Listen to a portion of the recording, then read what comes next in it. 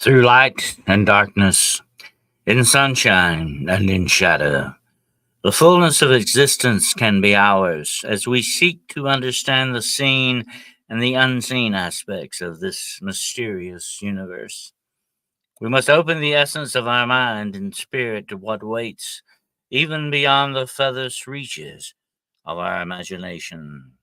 It's time to embrace the mystery. It's time to go hunting the shadows.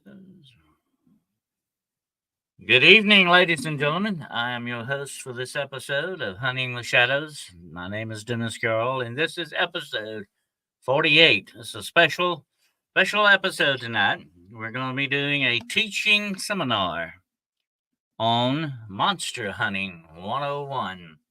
We're going to be talking about paracryptology, the study of monsters. Okay, absolutely. Want to welcome you all here. Do a quick check. How am I sounding to everyone out there tonight? Am I sounding okay? Are we doing good here?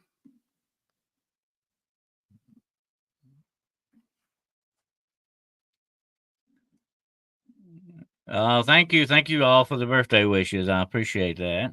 And I'm just getting older. That's all. When you get too many years, you kind of want to look the other way sometimes. Actually, I'm thinking about turning around and going back the other way. I start getting younger. How's that sound? But I want to thank you all for being here tonight. The my beautiful niece Crystal and her lovely daughter, the lovely Lacey, and Mary, and John, and Juno, and let's see who else we got here. My very good friend Aussie Sue. Welcome, everyone. We'll give you time to start gathering in here. Little Gilroy, Wizard Moon. Good job. All right. We're starting to gather up here. Believe me, this is going to be one podcast you've never seen quite like this one. Okay. Definitely. We're going to have something definitely new for you. And hello, Roger. Hello, Kyle. I want you to open up tonight. Open the learning process open. Okay. Get it open and get it ready. I want you to start thinking about learning some of this stuff. That's what we're here for. I'm going to be teaching. This is my class. Welcome to my class. And we're going to be teaching tonight Monster Hunting 101. I've got a lot of ground to cover with you tonight. So I'm going to wait just a few more minutes. Going to make a couple of announcements. And let me get my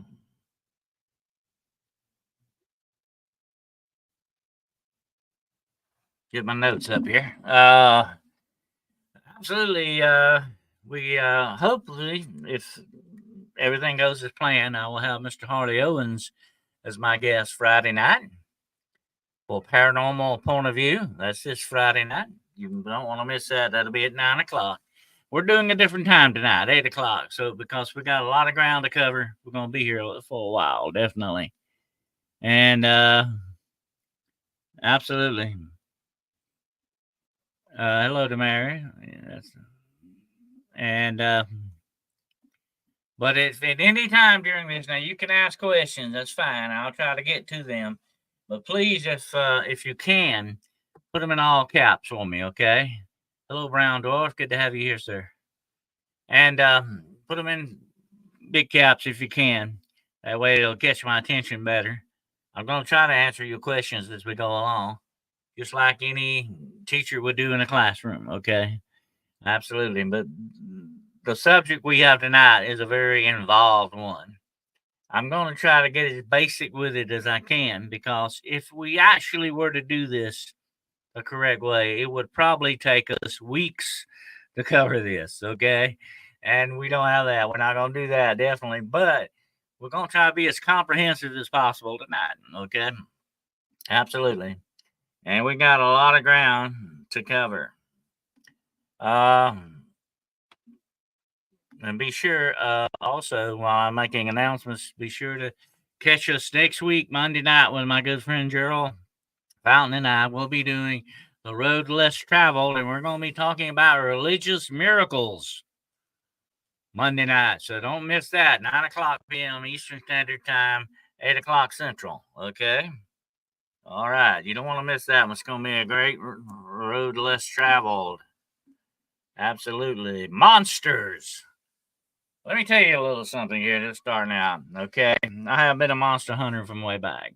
Matter of fact, the very first case of anything I ever investigated happened to be a werewolf sighting. Okay? And that was when I was at the ripe old age of 15 years old. And that, my friends, was about some 55 odd years back. Okay? And I have hunted a lot of monsters in that time. Trust me. I found some too, but we're not going to talk about that tonight. But there are different ways you approach this subject. And that's what this is all about tonight. I'm going to teach you how to become a monster hunter tonight.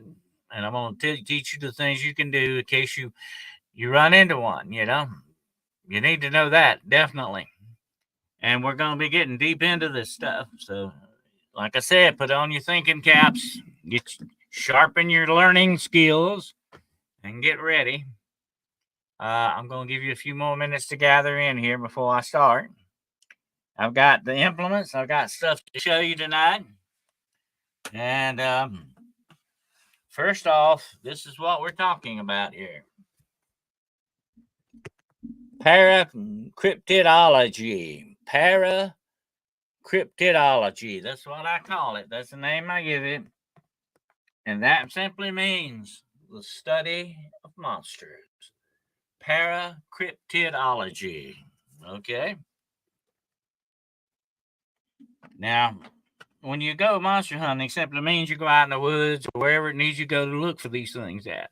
But you've got certain different techniques and different things that you use to find these monsters, okay, and to do the things about it. Now, let's run over some stuff. I'm going to begin the class now. So, class is in session, okay? Everybody get ready for Monster Hunting 101. All right. Let me give you the definition of a monster, okay? A being or entity bypassing the natural order of universal law. An uncanny, and uncommon creature that transcends the known precepts of recognized existence. Something inherently connected to forces of darkness and chaos. Something that goes far beyond the natural and into the unknown of the unnatural, in origin, power, or in size. A thing far beyond what is considered normal and natural. This is a monster, okay? Now, there are different types of monsters, okay? And that's how we're going to begin our class tonight. We're going to cover some of the different types of monsters. I'm going to lay them out for you here. When the student is ready, the instructor will appear. Well, I have appeared. Students, get ready. Okay. All right. The different types of monsters. Okay. Now, just define what a monster is. Something out of the unnatural, something uncanny, something unusual and uncommon, something far beyond the things of the normal. It goes over into chaos and darkness. A lot of attributes on that. When you think about monsters, what do you think about? Godzilla? Maybe. King Kong? King Kong was just a monkey, only a very large monkey, okay? We'll put that out there right quick. He was definitely a big monkey, all right? He was a big ape. But what do you think about when you think about monsters? You think about Bigfoot? Do you think about Dogman? Do you think about Sasquatch? Yeti? Whatever name you want to give him? Do you think about Goatman? Do you think about Chupacabra? What do you think about when you think about monsters? Everybody has a different definition of monsters, but they may have their own picks on the different monsters that you can encounter. Now, I'm going to be teaching a lot of this out of my book tonight. If you do not have a copy of Beyond the Shadows, you need to think about getting one, okay? Beyond the Shadows, where we lay out, this is a field guide, folks, okay? This is a field guide not only to paranormal investigation, but monster hunting as well. Now, let me say something about monster hunting and paranormal investigation. They're really one and the same. Paranormal investigation blankets everything. That doesn't just include ghosts. It doesn't include demons. It includes monsters as well, okay? That's the whole phrase, the whole umbrella term for that. Dracula, the thing in the Black Lagoon, and Mothman. Okay, yeah, there you go. We all have kind of our favorite monsters. You got lake monsters. You got Nessie, Ogopogo. You got a lot of different lake monsters out there. I've looked for lake monsters. And let me tell you about lake monsters, okay? You got to get in a boat mostly and look for them, okay? You can stay on the shore and look for them. But it's much better if you go out into their territory. And that's what we're going to be talking about tonight. All right? All right. Let me lay out now for you the different types of monsters. Now, I want you to listen very carefully. Like I say, take notes if you have to. And you will be able to go back and listen to this again. It will be on my playlist, okay? You can go back and listen to this program as many times as you need to, okay? Kyle likes the Jersey Devil, okay? I got you. All right, Nessie, yeah. So anyway, you need to get ready to take notes if you need to, whatever, or record whatever you need to do on that. Okay. Here are the different types of monsters. Let's go with this right quick, okay? Monsters of nature. Number one, monsters of nature.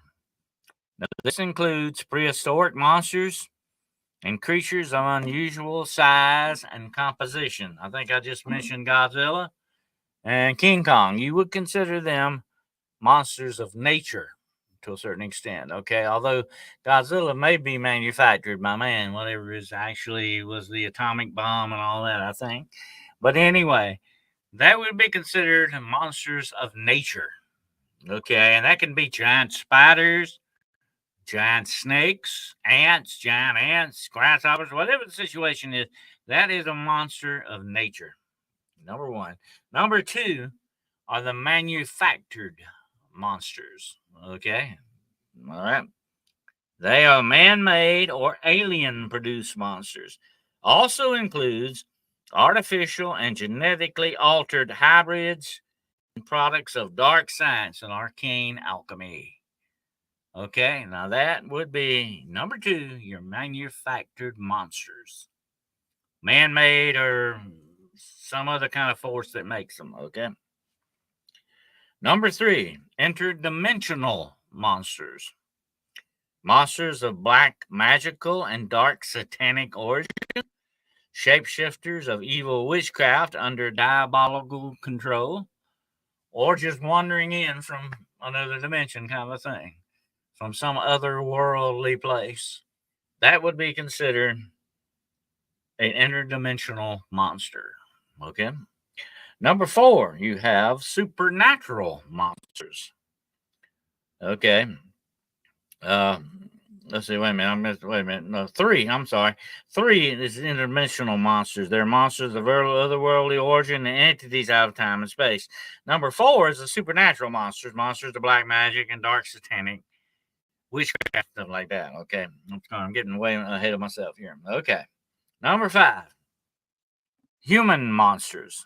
That includes serial killers and people of a depraved disposition. Also, individual beings less than 40% human, and those that no longer possess a soul. That would be considered human monsters. And we do know the best, some of the most dangerous monsters of all are human monsters, okay? Without a doubt. Number six, monsters of unknown origin. Now, these are the ones that can't be classified. Monsters of a mysterious makeup and creatures of very little documented info. Now, those are the different types of monsters that you might encounter. Okay? Now, before we go any further and deep into this, I want to give you the 13 rules of monster hunting. Okay, there are 13 basic rules of monster hunting. And we'll, of course, cover all cryptids. All right.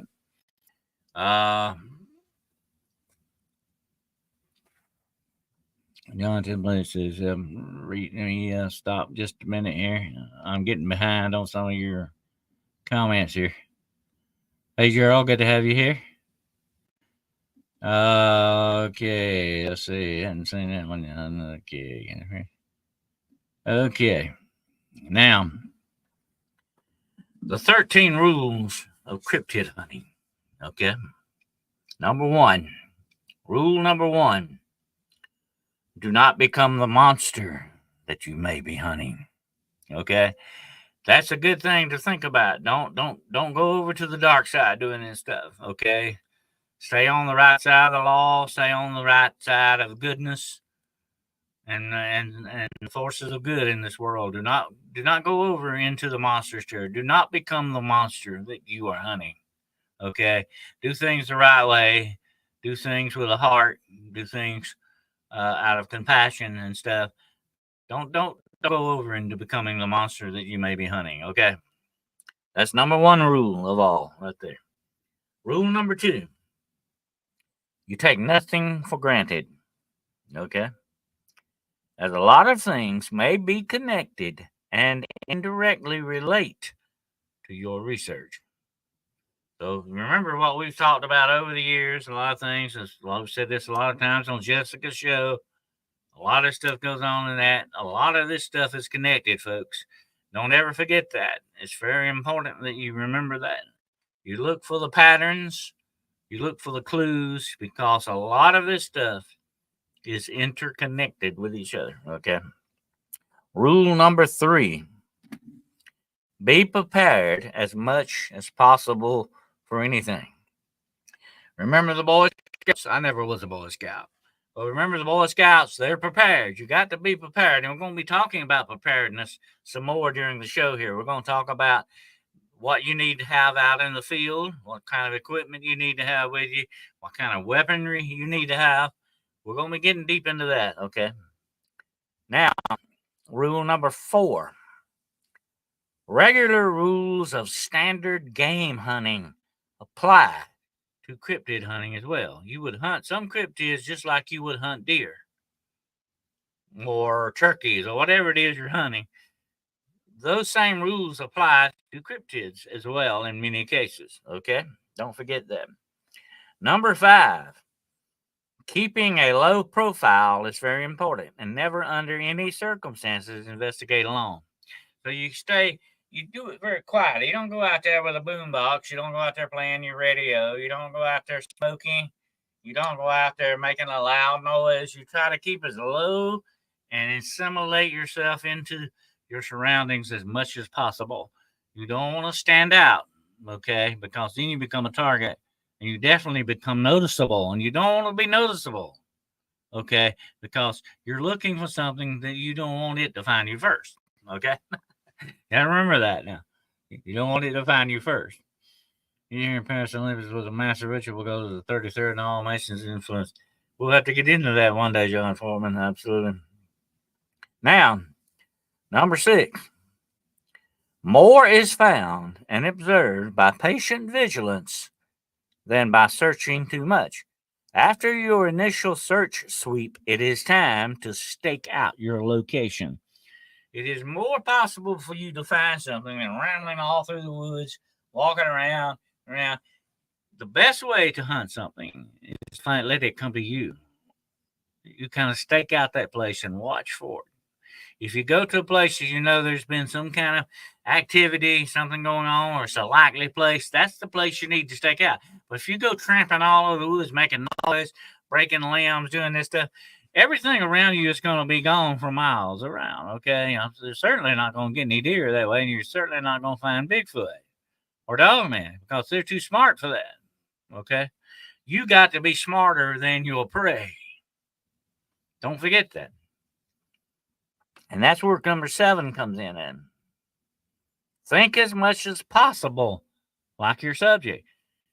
Try to think like Bigfoot or Dogman or Goatman. Try to think like that. Say, what would I do if I were here? What would I do if I were under this certain situation? Or what would I do if I was looking for somebody? Whatever the situation is, you try to think like them. You try to get in their mind and see through their eyes. That will help you immensely to find what you're looking for. Okay. Number 8. We're going to be talking about this now. Number 8, keep your pack light and blend into your surroundings, becoming a part of the countryside. This is the best way to hunt, folks. I'm telling you, the best proven methods. This is the best way to look for what you're looking for, okay? Number 9, be ready to record whatever takes place, and also record your case notes live if possible.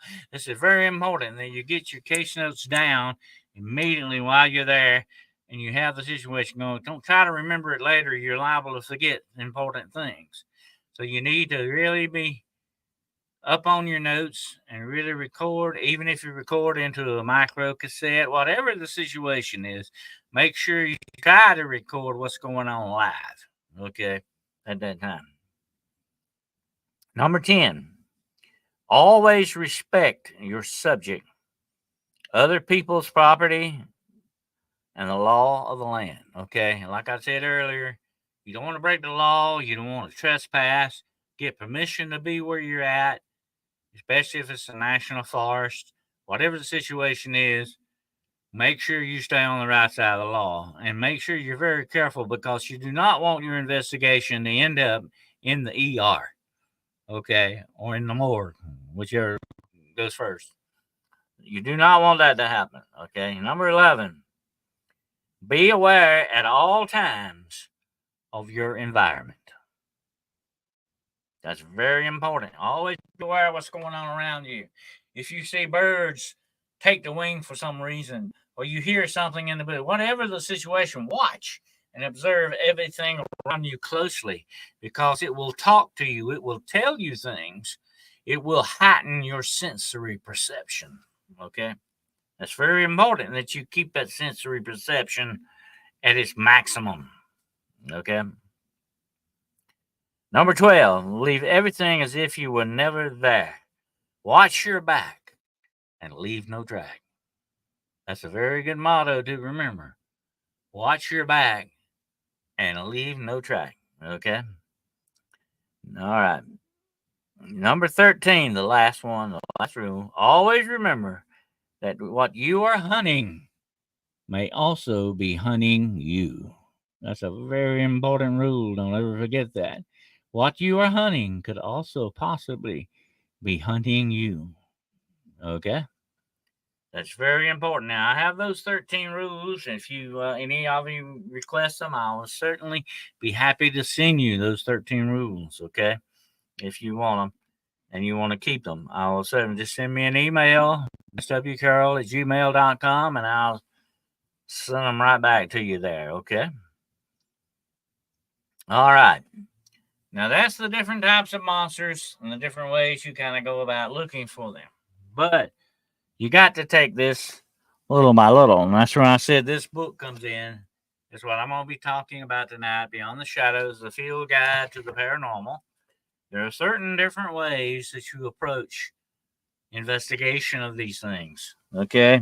And I'm trying to tell you the best ways possible for you to do this that will give you the best result. That's one thing you got to remember, okay? Now, we want the best result. You don't want to waste your time. Absolutely, you want to at least come away with some kind of a feeling you accomplished something. Okay. John Foreman says he's picturing Pooh tracking a helpful lump in circles. Yeah, you don't want to do that. You don't want to do that. No, you want to be effective. You always want to be as effective as possible when it comes to hunting stuff. Okay, especially monsters. All right. Now, we're going to be getting deep into that in a little while here, but this is the overall look of what these monsters are. And you've got different types of things, okay, that you can talk about. And everybody knows, of course, they're familiar with Dog Man. They're familiar with Sasquatch, Goat Man. The list goes on and on. Mothman, et cetera, et cetera, et cetera. We're even talking. You can throw aliens in this, okay. You can look at this in different ways, just like the Jersey Devil was mentioned, or you can talk about the catamounts that are out there, the phantom cats that people supposedly see. The list of cryptids goes on and on and on. You pick out whichever one you figure you'd like to find. But here's the thing about it, and we're gonna be covering this tonight too. What do you do if you find one? You ever thought about that?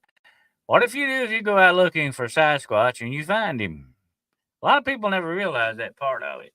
Well, they don't say, well, now what am I going to do if I find him? Well, look, I'll tell you what happened to me. Okay, I found him. Okay, one night, one very dark night, he and I met up. We made eye contact. I could feel the heat off of his body. I was that close to him.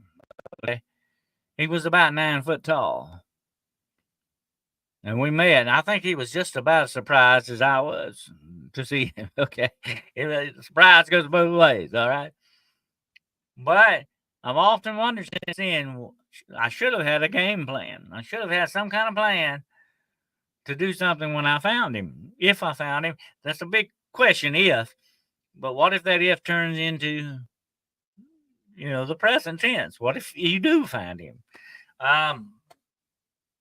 That's what you better do. You better have a contingency plan, okay, on that. And that's what we're going to talk about tonight. The contingency plan is, first of all, you need to be able to defend yourself, because most of these things that you run into, whether they be lake monsters, whether they be Sasquatch, whatever the situation is, usually they're not going to like you finding them. They're not going to like that. They're going to be rather maybe offensive or defensive. Okay. If they're offensive, you may have a problem. Okay. I don't think you're going to hurt Bigfoot that bad unless you got a gun and you shoot him. Okay. But he's going to probably hurt you back kind of bad if you try something like that. So you got to understand. Okay. Every action has a reaction. Okay. And if you run into the monsters, you got to understand you better be able to defend yourself, and you better be on the offensive, okay, and defensive as well at the same time, by the way, because it's not going to probably go down real good. Now, sometimes a lot of people get cut a break. Dog Man may walk away and leave you there. But what if he doesn't? What if he's really miffed at you? Really PO'd that you run to him, and he's going to take it out on you, okay? Yeah, John Forbes says, reminds me of a scuba story about a diver swimming around the wreck. Suddenly bumped into a great white Brent swimming toward him, and evidently the shark was more startled because it released the brown cloud. These things be just as startled running into you as you run into them. But hold on a minute, and what we've talked about before, and I've done a show on fear. This is when fear kicks in. Fear needs to do two things for you immediately. One, it needs to put you in a position where you can either flee or fight. You got to fight or flee. That's what you got to do. Okay. If you decide you can flee and get away with it, I would advise you to do that before you fight. Okay. Because if you fight, you're going to meet resistance. Okay. It's going to, fighting is a two-way street here most of the time. Okay. But if you can get away, if you can back up, let me tell you this. You ever have a bear scare? I run into bears. I don't know, okay? And you better know how you approach the bear. And you better know what to do when you run into a bear. Okay? You need to, before you're going to run into a whole lot more chance of running into a bear than you do having running into Dog Man, okay?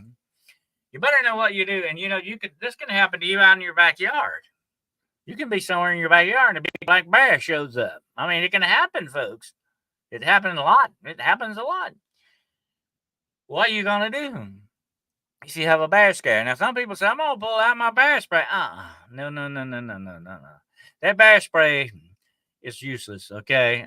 I don't think that's going to do a whole lot on the bear, okay? I would not trust my life to bear spray, Okay, I would not trust my life to a can of bear spray. When I was a police officer, I carried a can of mace, but I would not trust my life to it. Okay. Okay. Do you think a fight with a cryptid would inevitably be physical? Could you battle it all spiritually? It could be both. We're going to talk about that in a little bit, but it can be both. Okay. But you got to remember, this thing is existing in your physical world, whether it is a spiritual being or not. Let me put it this way. This is really strange. And the guy that was on Jessica's show, they kind of touched on this a little bit. If these beings are spiritual, they are becoming physical in our reality. Okay? So, in other words, if Dog Man is a spiritual being, he can still have 9-inch claws to rip you open with because he is existing physically in your physical world at that time. You understand? That's the way shapeshifters work. That's why a man supposedly can turn into a werewolf, then turn around and tear you into little pieces. That's a spiritual black magic creature, but yet he's in your physical reality. And in your physical reality, you better deal with it the correct way. Okay? Because if you don't, Kyle Smith's can't run, got a bad. If you can't run, okay, you got to make that decision real quick. I can't get away here. I can't. There's no way out. I'm gonna have to face on what's coming up here. Okay, and so you got to take that fear that you're feeling and use it. And you can use fear against whatever it is you're coming up against. If it's like a bear, most of the time you can scare a bear off, but you don't do it close up. Okay, you don't walk up to a bear 2 or 3 feet away, start yelling and screaming at it. I would not advise that. You try to back up as far back away from the bear as possible. Maybe if you do that, and I'm saying you don't have to run. It's not a good idea to run because don't run from a bear because that may make them want to chase you that much more. You slowly back up, give him room, let him know that you're not a threat right now. Okay, and if he chooses, he can walk off. Well, he can run off. Bears can move extremely fast. Okay, folks. Don't think they're very slow lumbering. No, no, no, no. They can move at 35 miles an hour if they want to. They can run as fast as a horse, just about. Okay, if they want to. Look at alligators. Look how fast they can move with the short little legs that they have. They can do it. But now you need to kind of give it. You need to start backing off and give it a chance to get away. In other words, give it a chance to show you're not a threat. Now, if it starts moving towards you, then you need to actively try to scare it off. You need to make a noise. You need to wave your arms. You need to jump up and down, scream and holler. And you never play dead if it attacks you. Do not play dead. That is not. That don't work. Fight it. Hit it in the nose. Hit it in the eyes. Fight it with everything you got because this is your life on the line. Okay, that's just the way that goes. All right. But that's what you got to look for. And the same thing with if it's a dog man. If it's not a bear, if it's a dog man, you do the same thing. If that's what it comes down to, or if it's Sasquatch, or if it's goat man, whatever it may be, that's trying to attack you, you better fight. The fight of your life is on. Okay, and it's sort of like that old saying: you fight like the third monkey on the ramp to the ark, and it's starting to rain. Okay, you better fight, and you better fight because this fight is for your life. Okay, that's the way you got to look at it. You got to use the fear that you're feeling, that adrenaline rush. You got to use it as strength to fight against your enemy or your foe. Okay, so you got to remember that. It's very important that you not forget that. It's the fight for your life. A lot of times, I'm afraid, we are preconditioned by Hollywood to think things that are not true. You know, we can't be Superman. We all can't be Bruce Lee. We can't be Cena. We can't do any of that stuff. We have to do the best that we can do. And sometimes that requires you going way overboard with it, but do it because this is your survival. It's at hand here, Absolutely. Now we're going to be talking in a little bit. We get into part 3 here. Now, This is part 2 that we're on right now, which is actually the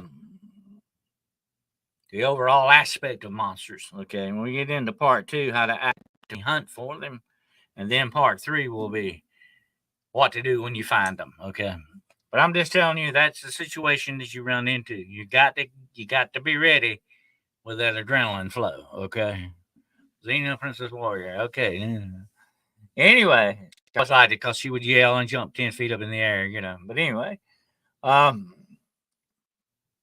the whole thing in a nutshell is you better be ready to do what you got to do and what you need to do. Okay. Now, let me talk a little bit about how you actively hunt these things. Okay. All right, praise y'all just because I'm about to be on. Well, I would suggest you not to run with a bear. Okay. I don't know if that's dog, man. He might want to run you down too. I don't know. But it might be best to see what the situation. You got to play it by ear. You know, you can't say this is going to cover every kind of situation. Situation will always be different. Okay, you got to always expect the unexpected. I can't stress that enough with any of this stuff. Okay, always expect the unexpected and try to be ready for it. That's the only thing you can do. If I see a critter like it to be from my car and I'm in the safari, yeah. Sometimes that doesn't go good either. They turn the car over and take you out like a can of sardines. But anyway, um, the whole thing is every situation is different, okay? So you gotta play it by ear and you gotta know what you're up to on that case. But now to actively hunt some of this stuff, whatever it may be that you're going to look for. And you will be in different environments. Like if it's a lake monster, of course, you'll be in the boat or you're in scuba gear or whatever, however, which way you want to go in the water after this because it lives in the water. Although some lake monsters supposedly will come on land sometimes. And you can look for them on land as well. You got to look for tracks or brush and all that stuff. When you're out in the woods and you're looking around for this stuff or anything like that, always look for one thing. I've always trained my eye to look for something out of the unusual. Okay. Just like if I come upon, let's just say, I'm going to give you an example. Let's say I came upon a small mound of acorns.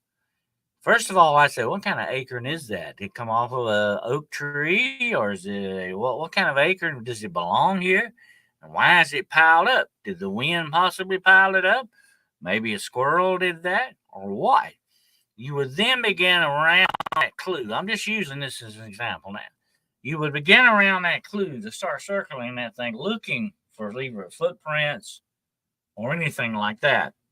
But now some of these things are not going to leave that much of a track. But some of them will leave some pretty good tracks. Okay. Take a look at that. Okay. Some of them will leave some pretty good sized tracks for you to follow. All right. Gotta remember that. So they will be very noticeable. But now you want to cast a print like that. We're gonna talk about that in a little while. How you actually do that the correct way. Okay. Let me see what I'm reading your comments here. Hold on just a second. Okay.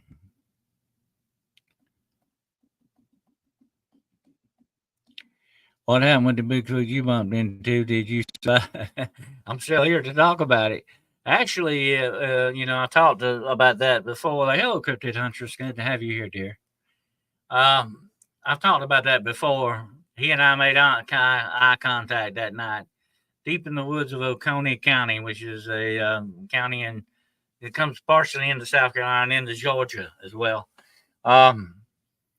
We made eye contact, although he was about 9 foot tall. I went back and measured the tree later, and he was about 9 foot tall. He was very muscular, had long hair hanging down from his arms, and he had long hair hanging off of his head. I remember that very well. His hair came down to his shoulders like. He and I made quick eye contact, although my eye was in a night vision scope. Okay. He looked directly into my eye And it was just that quick. Like I said, I could feel the body heat off of him. I was that close to him. I could pick up on the body heat off of this thing because he was immense.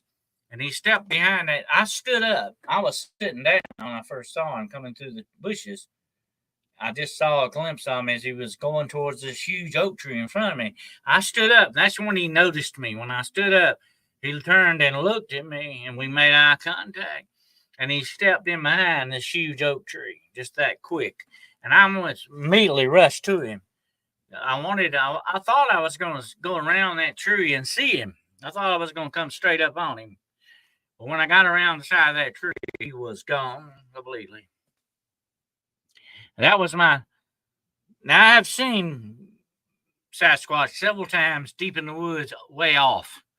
But that was the first true, what I call face-to-face encounter that I had with him. And like I said, he had a very kind of a shocked look expression on him. And I'm sure I did too. I'm sure we both had that. He's like, what are you doing here? And I'm kind of like, what are you doing here too? So there you go. It was mutual, But it was, and like I say, I was not really prepared for that. Later on, I said, I will be, the next time you meet, Mr. Sasquatch, you and I meet, I will be ready for you. Okay, definitely. And I vowed myself that very night that I say, from now on, I will be ready to the fullest maximum to enjoy this experience, hopefully, and not get killed. And that was the whole thing about it. But you'd prefer to be a good ways off. But like I say, when you have tracks like this, okay, when you have tracks like this, you can't miss them. Okay, you can track them a long ways on that. But you got to remember, this is the casts that you got to make. When you make these kind of casts, you better know how to do it, okay? Because you're gonna screw up. But most of the time, 9.5 times out of 10, he's not gonna leave a perfect track like this right here. Okay, so you might as well get that in your mind now. No track is really perfect per se. Oh yeah, always be prepared for that. Yeah. Yeah, well, it was the heat of the moment. I wanted to see him a lot closer than I had. I wanted a very close up look at him, but I was like I said, I could feel the heat off his body. I was that close to him, and when I stood up, I could have, if I had wanted, I was this close. I could have, when I first saw him, I was maybe 10 yards away. That he come walking up through the bushes. I didn't know what he was when I first saw him because it was dark as pitch out there. Okay, and I had a night vision scope, a monocular, which I was looking through. But I had put it down for a minute because it was bothering my eye, and looking through it a good bit. And that's when I heard him coming through the bushes. I went back up, and it takes a while to find something with that scope, I was looking for him. That's when I saw him, and he walked out. And when I saw him, I immediately stood up. And when I stood up, that's when he turned and looked at me. He heard me, I guess, or sensed me being there. And honest to gosh, I could have lunged out and grabbed him. I was almost that close to him. You dance with the devil too many times, your feet get crushed. You don't dance with the devil except in the pale moonlight, and you better watch out about that too. But anyway, that's what the Joker always says. Have you ever danced with the devil in the pale moonlight? But anyway, dogs, for instance, have a body temperature a few degrees higher than ours. That's kind of what I picked up off of Sasquatch. He had heat like a dog, or a horse. You know how horses are. I picked up on that because I felt it. I remember that, and it was a warm, humid night anyway. And the smell. I mean, afterwards, the smell didn't hit me right off. Like I said, he was moving, and he didn't stop. He just kind of done this thing, kind of looked at me, and then turned and went back behind the oak tree. And that's when I saw half of him more clear than I did because I was still looking through the monocular, and he probably didn't know what that monocular was because it puts off a red light.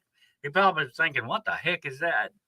But anyway, I think he was just as shocked by he probably went home and told the other Sasquatches, hey, I saw a human being tonight. And they said, I don't tell anybody. They won't believe you. But anyway, he probably went home and told the missus about that night. But anyway, it was a very strange experience. But I wasn't prepared. And that's why I'm teaching you this tonight. Try to be prepared and be ready for it as much as possible. And there are different ways for you to hunt these things. Okay. Now, in my book here, and I want to talk about casting footprints like that in a few minutes. But in the book here, I teach you that you got to have a perimeter. Okay?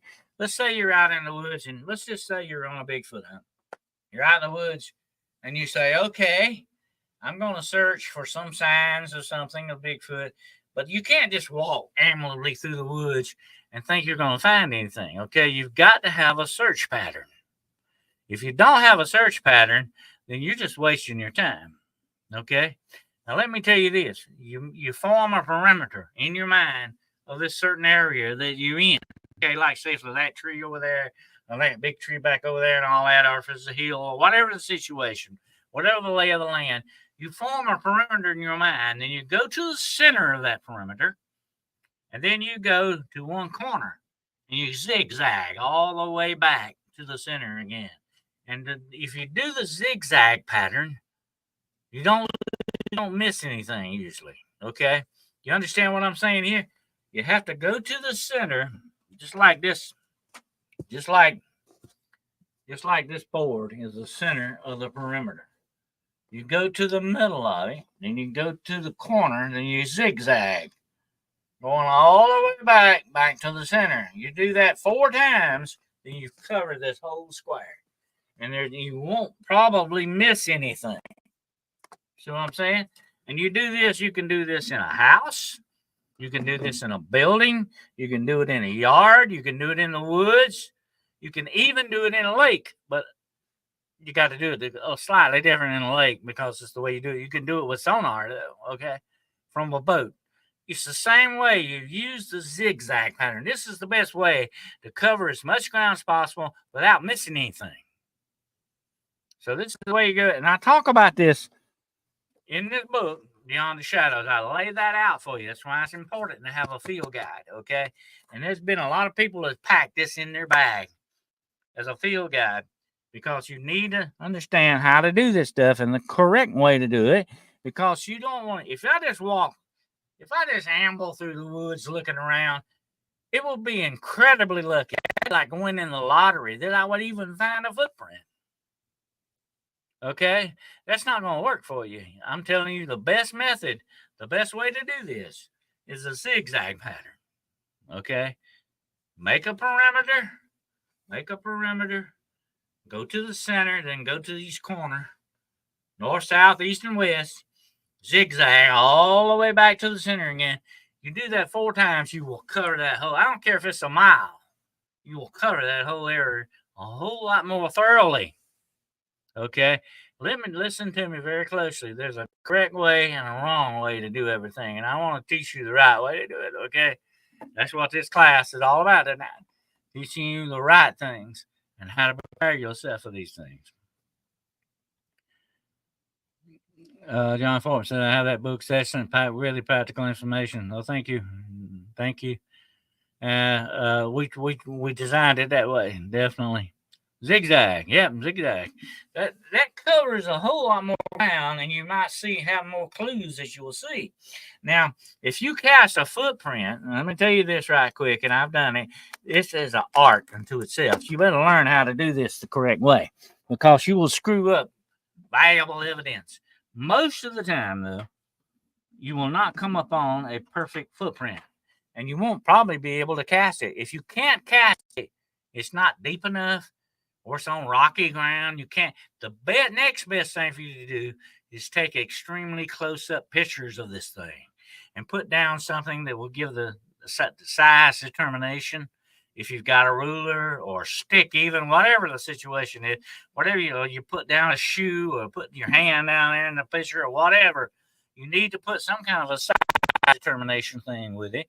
And you need to take photographs from every angle and light as possible. That's almost as good as casting. Okay. If you have to do it that way, do it. I've had to do that because it was not deep enough. It was not in the right kind of terrain in which to cast. Okay. You're not going to come out with a cast like that I just showed you. Most of the time, that's a perfect cast. Okay. But you got to make do with what you get. But you got to look for not just footprints. You got to look for hair, and hair can be found on the bark of trees. The bark of trees is, I call it Bigfoot's comb. The bark of trees. I always look on the bark of trees. If he brushes up against a tree, I did that with that tree that night. I went back early next morning and looked at the bark of that tree just to make sure he didn't leave any hair on that tree, and he didn't, unfortunately. But you got to check, okay? And bark on a tree will really pull hair off, okay? Remember that. Or if he's gone over a fence, barbed fence or something, pay very, very special attention to the trees, the small scrub brush that may be there. Some of that will pick up hair. Look around very carefully. You got to be Sherlock Holmes on steroids, okay? You got to. You got to be Sherlock Holmes on steroids. That's just the way this works. When I start hunting like that, it may take me 5 minutes to take 2 steps. Absolutely. Take your time. You know what? I'm going to tell you what. If I got to look for Bigfoot or dog man, I'm not going to be out there 2 or 3 hours. I'm going to be out there 2 or 3 days. Okay? That's just the way that works. Jessica knows this. She goes out in the woods a lot. She knows the understanding. You don't just make a little short trip and that's it. You stay out there as long as possible. That's what it takes. I used my foot shoe beside the print I found. The metal fence was bent bad. Didn't find hair, just one print. Well, there you go. You did the right thing, though. Okay, that's the way to do it. You got to be very, very attentive to what you're doing and very attentive and understand what it is you're looking for. You got to look for the clues. You got nothing. Let me say this, okay? Nothing, my friends, passes through this world without leaving some kind of a track of some sort, some kind of something behind, whether it's hair, skin, whatever the situation. It always leaves something behind. Hello, BMR. Good to have you here, brother. Something is always left behind. You don't pass through this world without leaving something, okay? And these things, these animals, these cryptids are the same thing, okay? That's what cryptidology is all about. How to look for the clues, how to search for these things, what to do if you find them, to study them, understand why they do the things they do. What do they attack people? Are they aggressive? You need to cover the whole ball game in this thing, okay? That's just the way that goes. If you're going to do it right. Do it the right way, okay? And like I said, don't be ashamed to be Sherlock Holmes on steroids, okay? Because that's what it takes. I'm going to tell you something, folks. I was trained this way. When I walk up on the scene, whether it's out in the woods or in somebody's house, or it's in a room or in a building or a historical site, I look upon it as if it were a crime scene. That's the way you got to look at it. You got to say, what happened here? Is it going to happen again? Did it leave any clues behind? What's the chance of me actually seeing it? Whatever the situation is, you got to look at that like a crime scene. And you do not come in and contaminate a crime scene. Okay? Did you know that we were not even allowed? Let me tell you this. On the job, we're not allowed to even pet the police dogs. I'll tell you why. Because it gets their mind off of their duty. You see, the things that they got to do. You don't mess with the police dog while he's on duty. Okay? That's just it. You don't mess with a policeman when he's done it because he's trying to find out things too. There have been many times when I have searched yards, vacant lots for clues to things. Okay? That's just the way it goes. And you got to look at that situation as if a crime has taken place there and you want to find out what the story is. As Sherlock Holmes used to say, he wanted that scene to talk to him. That's what you want it to do. You want it to talk to you and tell you the story of what's going on there. It's just like tonight. This is like tonight. I'm gonna pick on Jessica a minute here. If Jessica come to me and said, Dennis, this happened and all that, and I interviewed her about it, I want to know everything about it. I'm not just going to do a superficial interview and say, okay, that's it, we'll call it a day. I'm going to talk to her probably 2 or 3 hours about that, because that's how long it takes to truly interview someone and find out what really happened, how they felt about it, what their reaction was to it, what took place. You just don't do something in 10, 15, 20 minutes and think that you've got it covered. You've got to do the whole ball game. It's got to go the whole ball of wax in that, okay? That's just the way you do it, okay?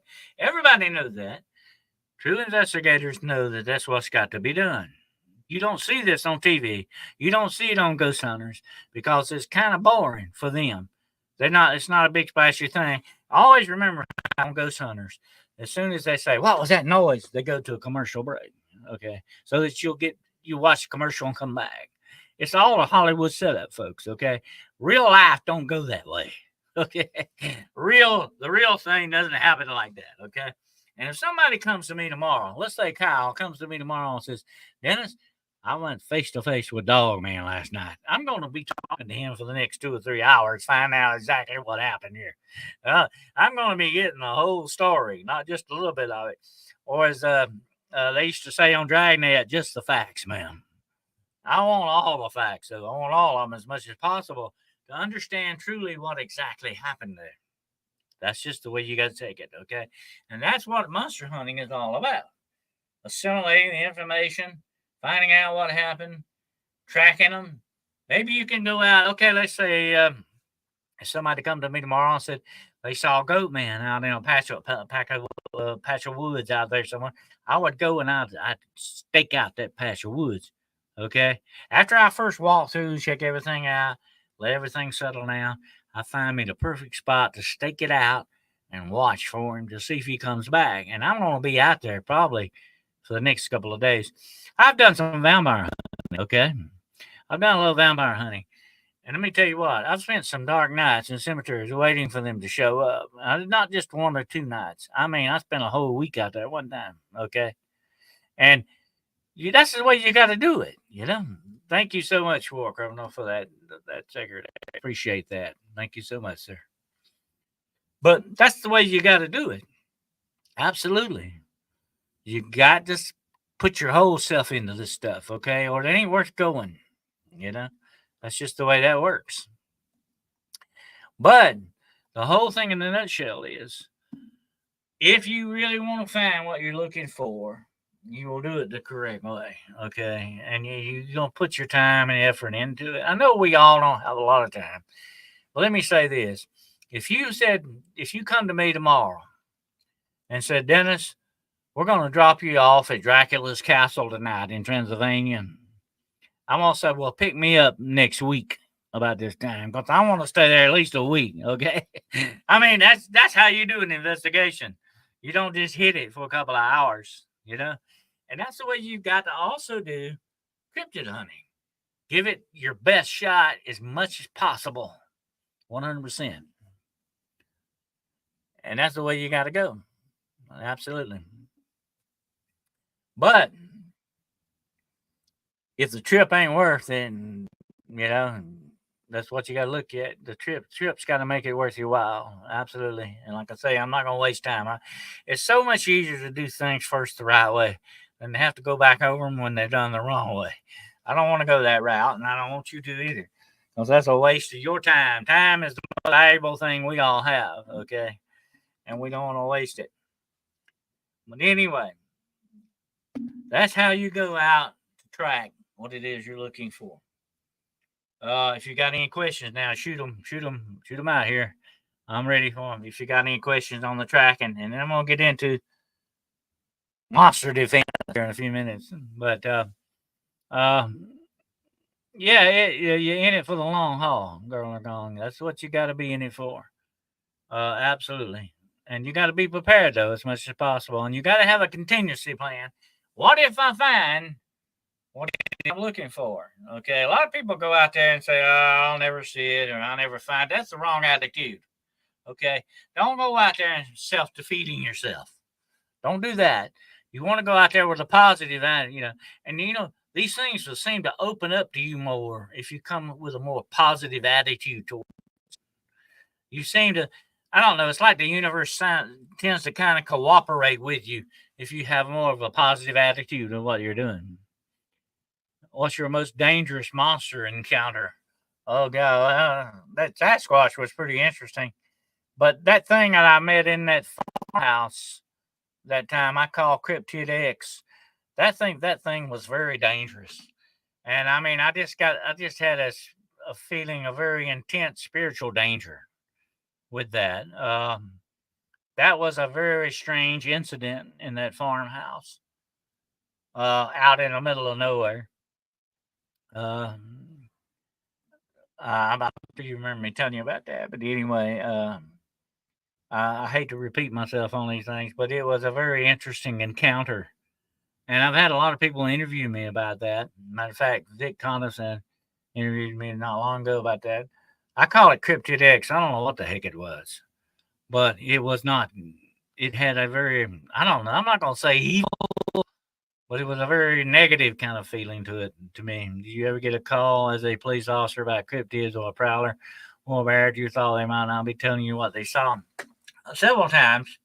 I think one time actually,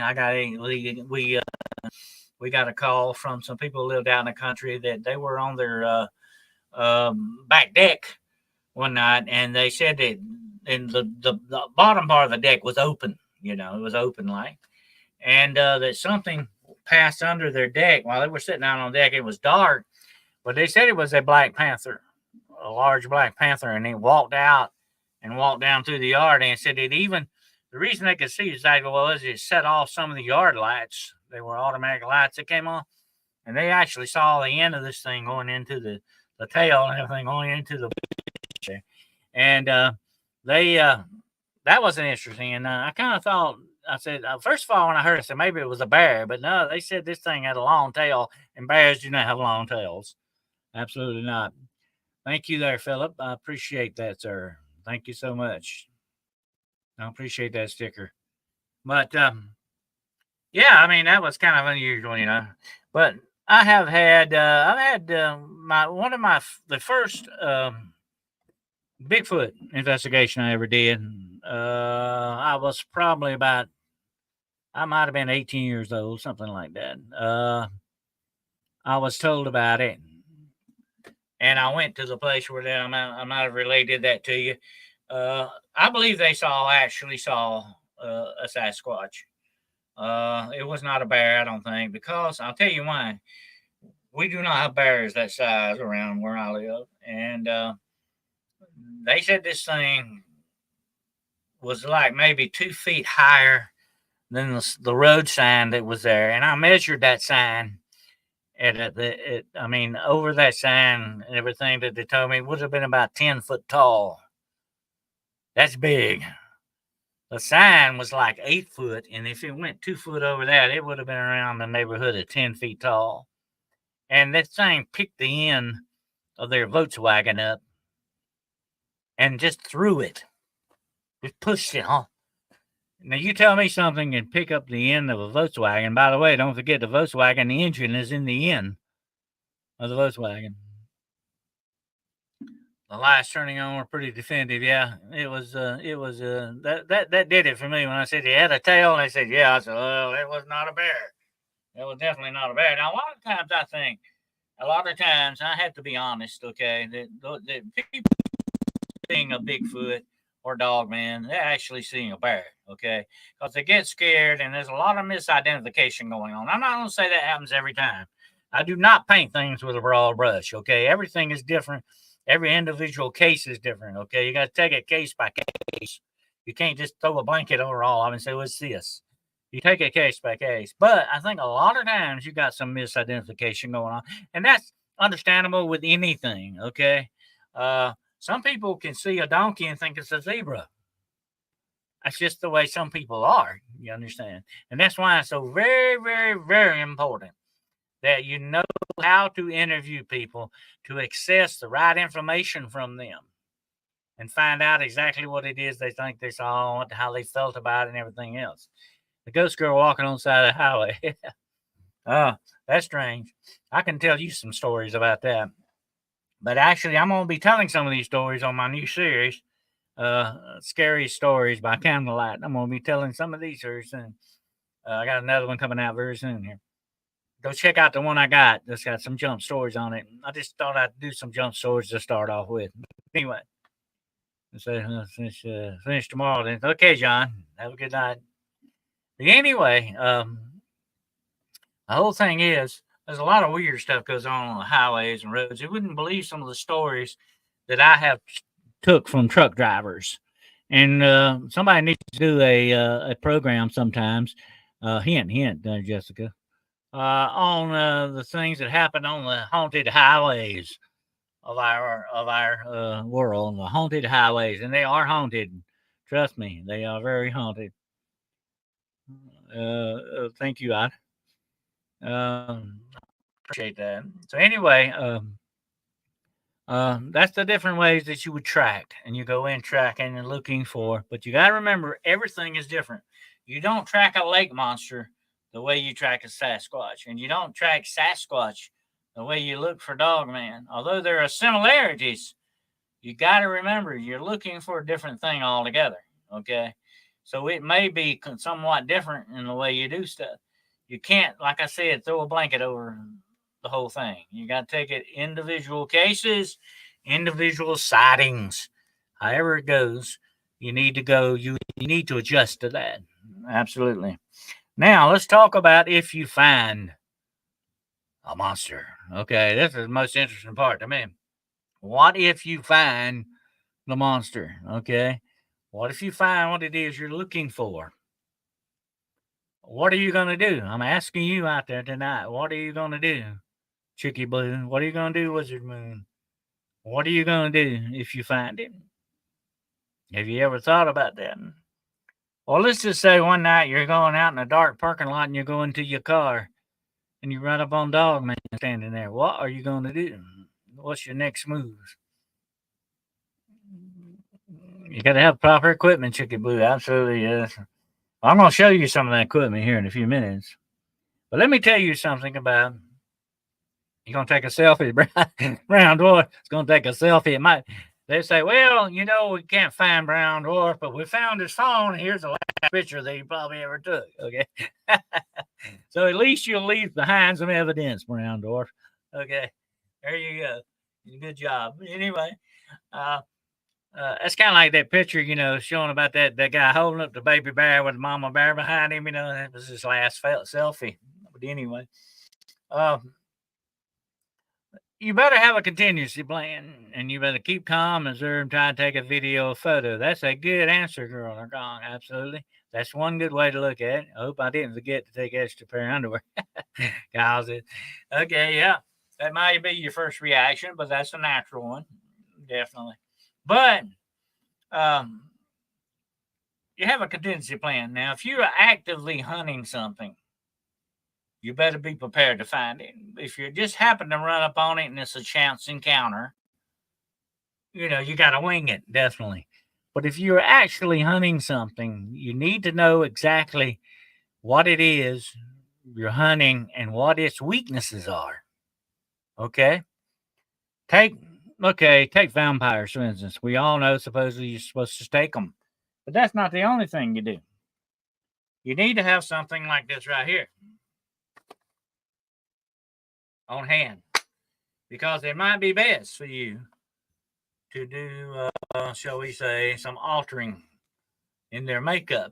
I'm not going to say what you should do with that, but let's just say you take a little bit off the top, okay? That's how you're going to deal with most supernatural creatures, okay? They're going to be done this way. This is the way you dispatch them, okay? There are other ways you might handle it too, but that is the most effective way. If I were going to hunt vampires tonight, I would definitely have my sword with me, okay? Because decapitation is how you take care of a vampire. Let's look at it right quick, okay? You can stake it to the ground with a hawthorn stake or a mountain ash stake or a iron stake, which is my favorite. That's only a temporary thing. What's the real thing you do? You take the head off, you cut out the heart, and then you burn every bit of it and scatter the ashes to the wind. That's how you truly get rid of a vampire. You understand? That's how you take it down. But now, the werewolf, although done similar, would be slightly different. You do the werewolf, you kill it in a slightly different way. You'd kill it with silver or blessed object. And listen, this sword is blessed. My bullets are blessed. My gun is blessed. Okay. This would dispatch a werewolf very quickly. Okay. You see, you got the night light on here too, as well. This is a Ruger DC P89 9mm. I'm going to tell you what I carry in the rounds. I carry a military law enforcement load, 147 grain hollow point hydroshot, 9mm shells in it. Okay, that will take down an elephant if need be. You got to have your armament ready. Okay, you got to have your stuff ready for what you need for whatever it is you're hunting. Okay. And thank you, Garland. That's just one. That's my monster gun. Okay. I do have my one for personal self defense that I carry, which is a Glock 19. I like 9mm, although some guys want to play the macho man thing and carry a 45 or 40 caliber and all that. That's okay. But really, those guns are made for war. You don't want to kill an innocent person. But here's the thing about it, and I've carried a 45, I carried a 40. But here's the thing about it, okay? You can be more accurate with a 9mm than you can a higher load. Let me tell you why. There's less shot pointing to it. But you want to be more accurate. You understand? Your bullet does you no good unless it goes where you want it to go. That's the main thing. And I have known a lot of people that had been killed with 22 bullets. Okay. And it's not the power, it's the person that's behind the gun that's doing the shooting. That's the one. The shooter is the main force of power here, not the gun. You understand? I carry a 357 as well. That's my favorite gun, the 357. That's my personal carry. But putting it where it needs to go, that's the main thing. Put it where it needs to go. Okay. And you don't want to miss because your life depends on it. Your life really depends on it. That's like I say, I don't want my life to depend on a can of bear spray. It might not work. Okay. I want to know that when I pull that gun out, I'm going to do what I need to do with it. And the 147 grain keeps it from tumbling. It gives it more power and shock. That's what law enforcement uses. The FBI carries it. It's good enough for me. Okay. And that will, I guarantee you, will take down most any kind of monster you run into, human or otherwise. But you would also want to have your gun and your bullets blessed because that's what takes a werewolf down. It's not the silver. Silver's part of it. Silver's good. But if you don't have silver, the bullet being blessed, really truly blessed, is the power of faith and force behind that. That's what takes a supernatural creature down. So you would take a werewolf down different than you would take, say, perhaps, maybe the Jersey Devil. It would be a different thing. If you ran into the Jersey Devil, you would take it down perhaps a different way.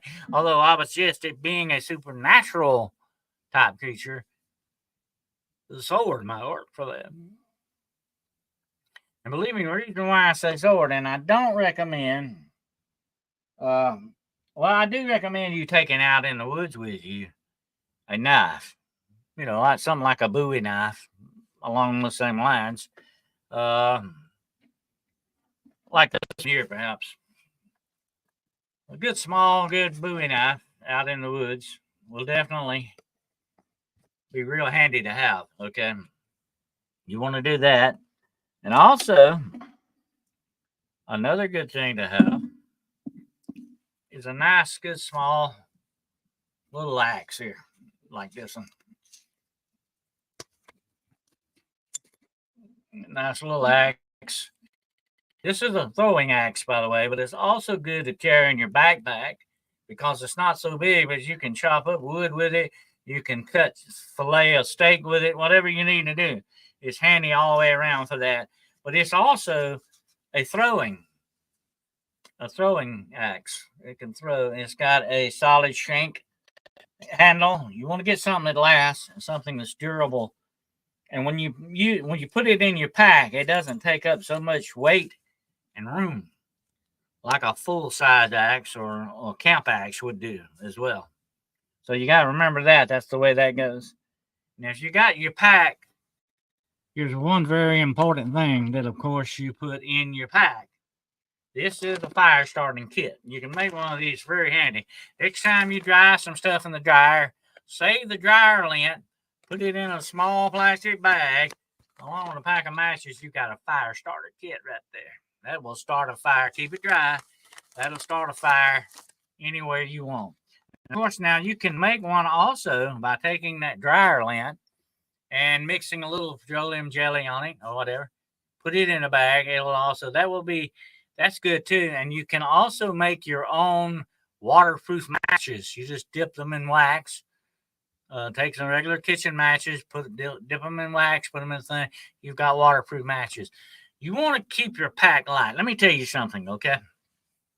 I have been in the woods 2 to 3 days with just a pack on my side and a small backpack. That's all it takes. You don't have to load up for war, okay? You can stay 2 or 3 days on jobs you need to if you pack right. Pack light, pack right.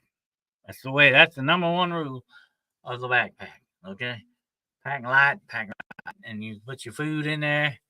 And by the way, you don't want to eat a whole lot of food on the trail, okay? Stay hungry. Stay hungry while you're out there. I'll tell you why. You don't want to bog yourself down. You don't want to have to go into the bathroom all the time and all this other stuff. You want to keep yourself light on the job. It's almost like I call survival mode. That's what you want to be in, okay? Hang out into the woods tomorrow, I decided. All right, go for it. You take a slight pack with you, pack light, pack right. Have your little fire starter kit. I always like the flint myself. I like the fire stick thing. I like that. I carry one of those. Well, you arm around your neck now, arm around your neck, start your fire if you need to, whatever the situation is. Carry a couple of small plastic grocery bags.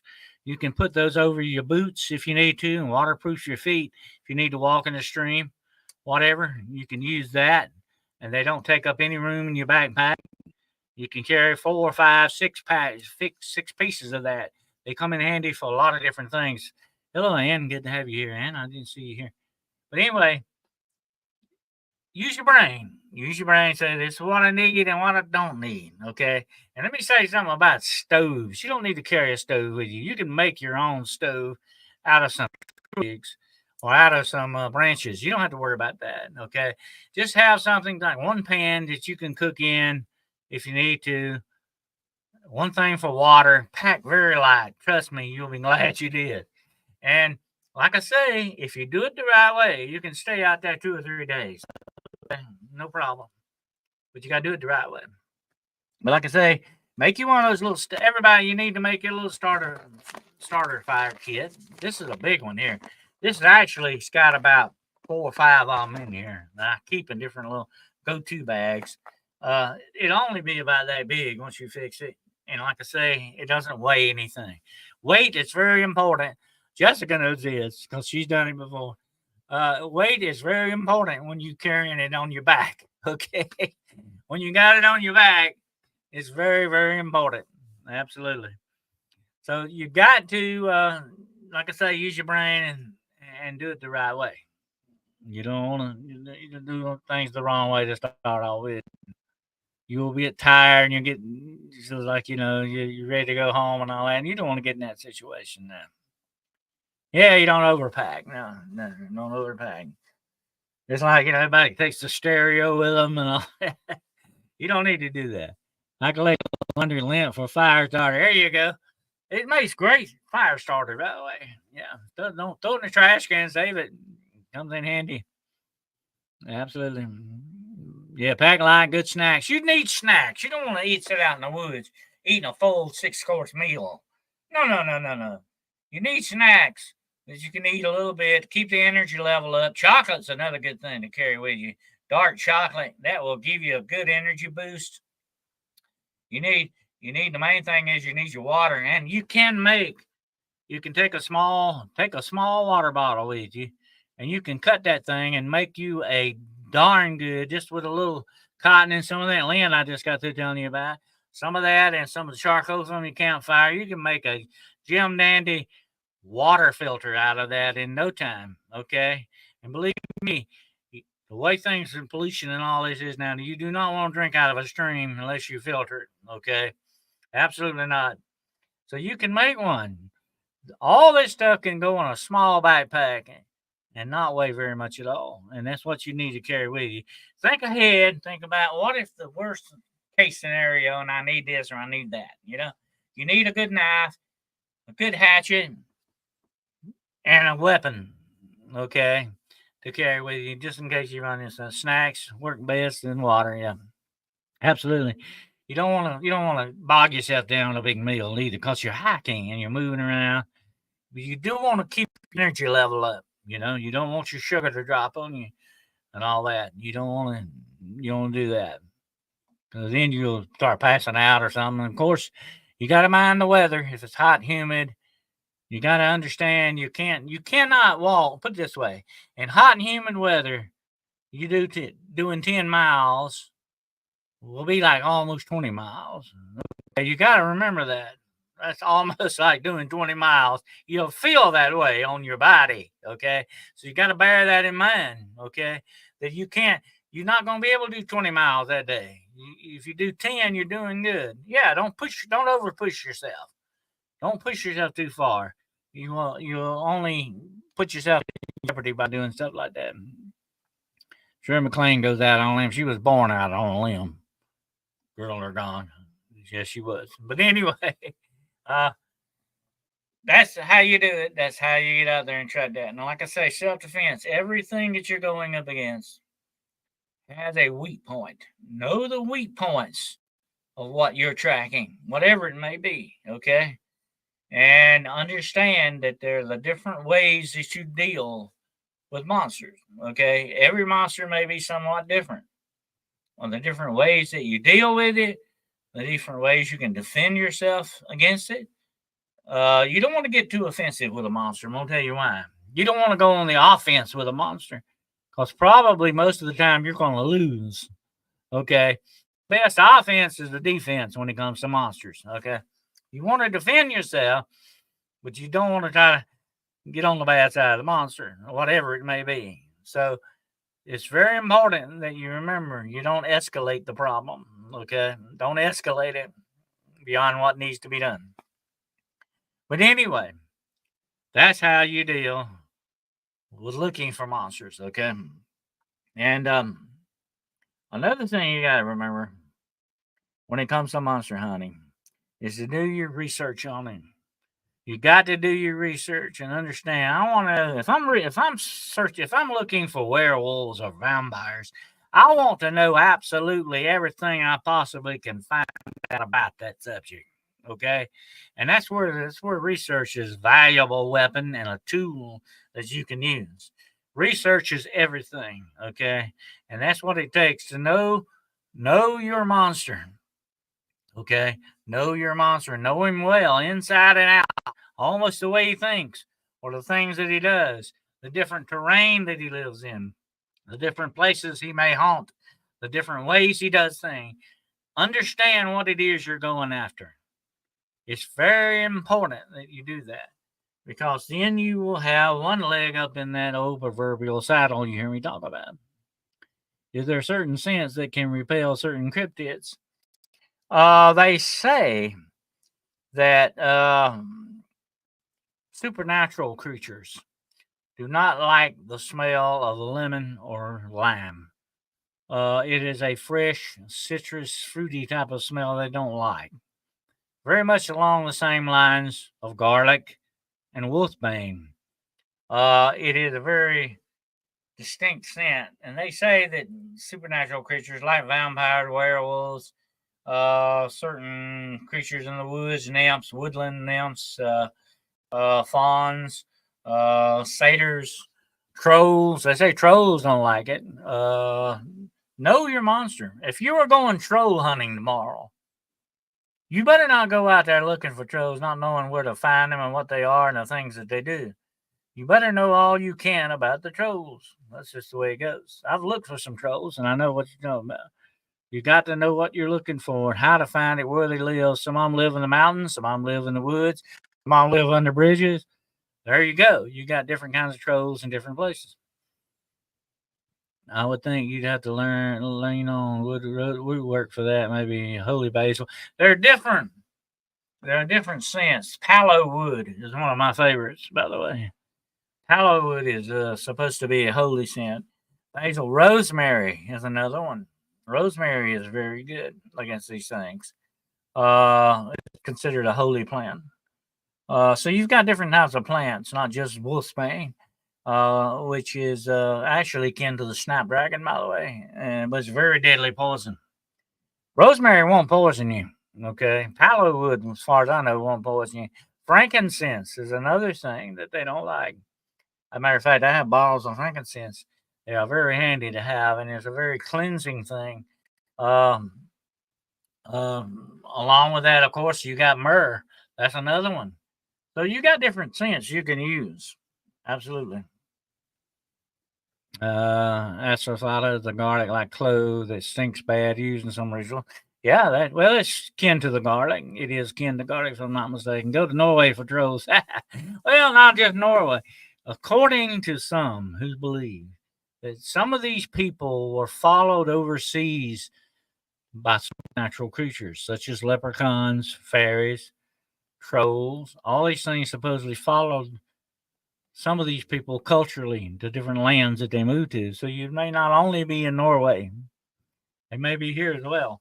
I have actually, in my time, not only looked for werewolves and vampires and Sasquatch and Dogman and other things like that. I've actually been on the trail of Goatman. I've actually been on the trail of Chupacabra. I've been on the trail of lake monsters. I have been on the trail of Wendigo. I've been on the trail of skinwalkers. I have been on a lot of trails for monsters, different kinds of monsters, but you hunt them all in different ways. You just like I say, the number one key to monster hunting is know your monster. Don't forget that. That's very important. That's the key. Know your monster, know him well. Is Palo Wood the same thing as Palo Santo? Yeah, same thing. Palo Wood, Palo Santo Wood. That's how you say it. It's good stuff. I got some here. I always keep some around. I think I like it better for smudging in some ways than sage. Although white sage is the one you really use to smudge with. Not just regular sage, but white sage is what the American indigenous people uses. Banshee have traveled around the world as long as there's Irish blood there. Absolutely. All this stuff follows people around. That's just the way that goes. So it's not really limited to one locality anymore. A lot of the Viking legends ended up in Ireland because the Vikings invaded Ireland so many times.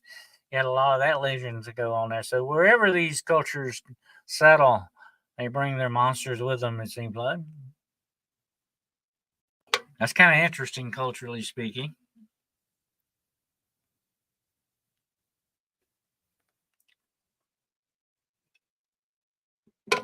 It says we have it up here. Some people don't like selling it now for some reason. Over pick, maybe. Well, it might be.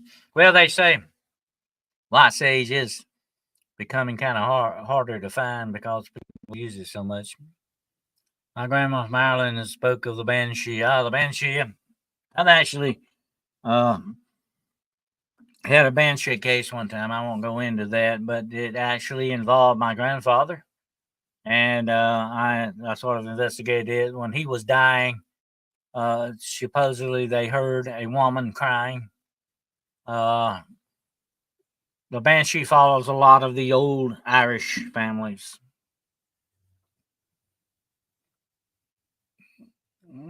So it doesn't matter where they live; these things follow them on. No, you wouldn't want to hear a banshee because usually when you hear a banshee, it means you or somebody you know is going to die. Absolutely. That's just the way that goes. It is a portent of death, very much like what I call the Mexican banshee, the La Llorona, the weeping woman. Very much like that in some ways. It's not good. The Spanish people's, Latin people will tell you that no, they don't want to hear her crying because it's usually a portent of death. Yeah, sweetgrass is also good.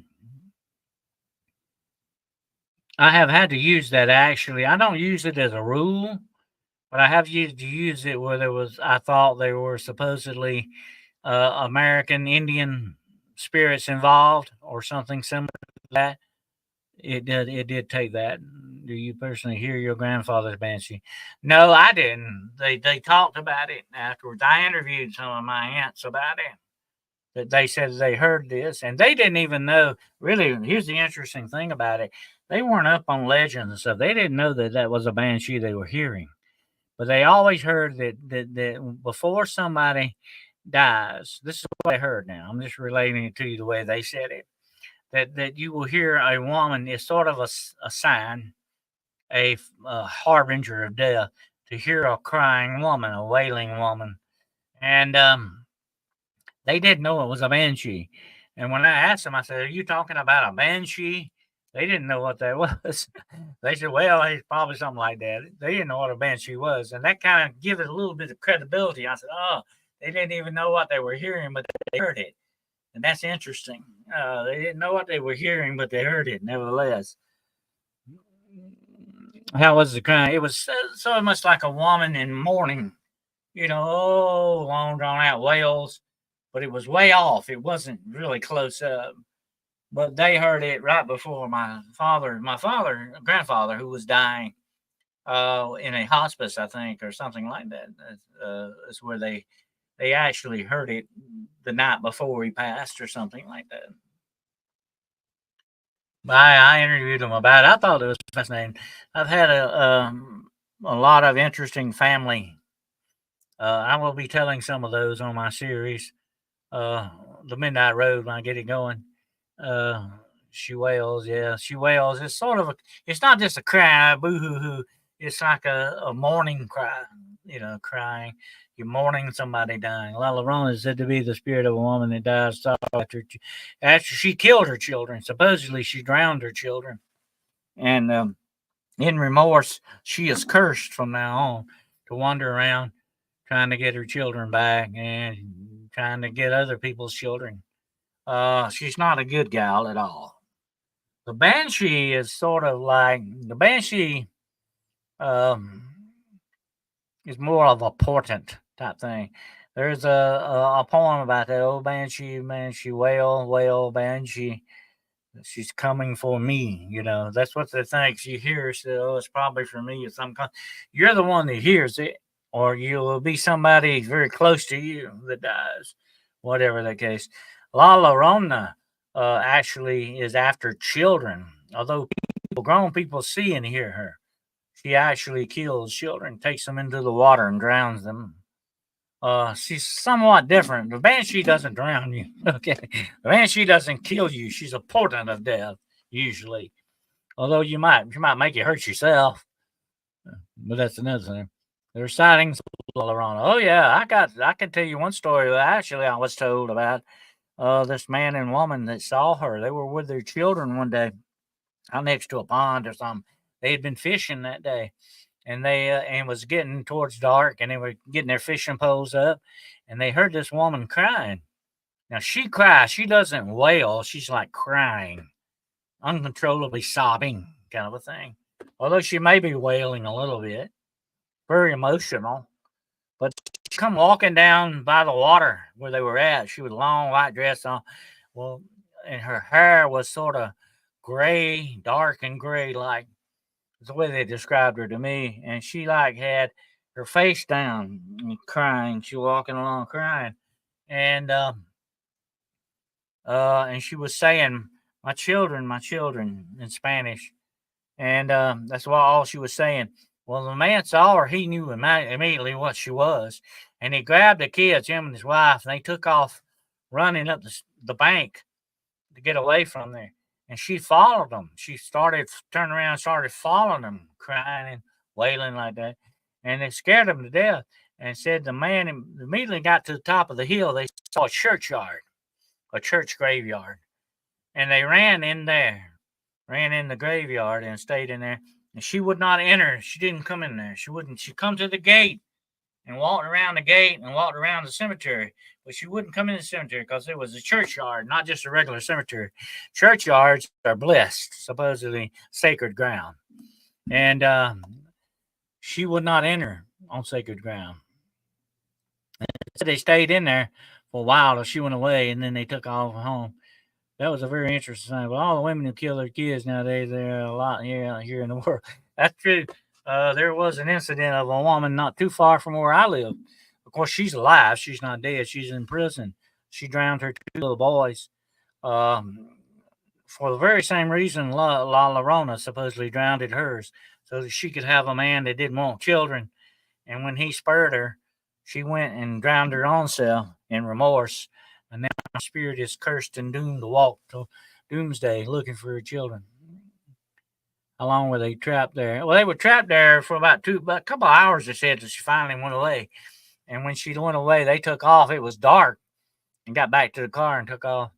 But scared the dickens out of that man. I mean, he said said he wasn't able to sleep for weeks after that incident, and they never going back to that pond again. He said they would never go back. It was sort of a picnic pond area. He said they were never going to go back there again. But I heard that several other people supposedly have heard her down in that same area.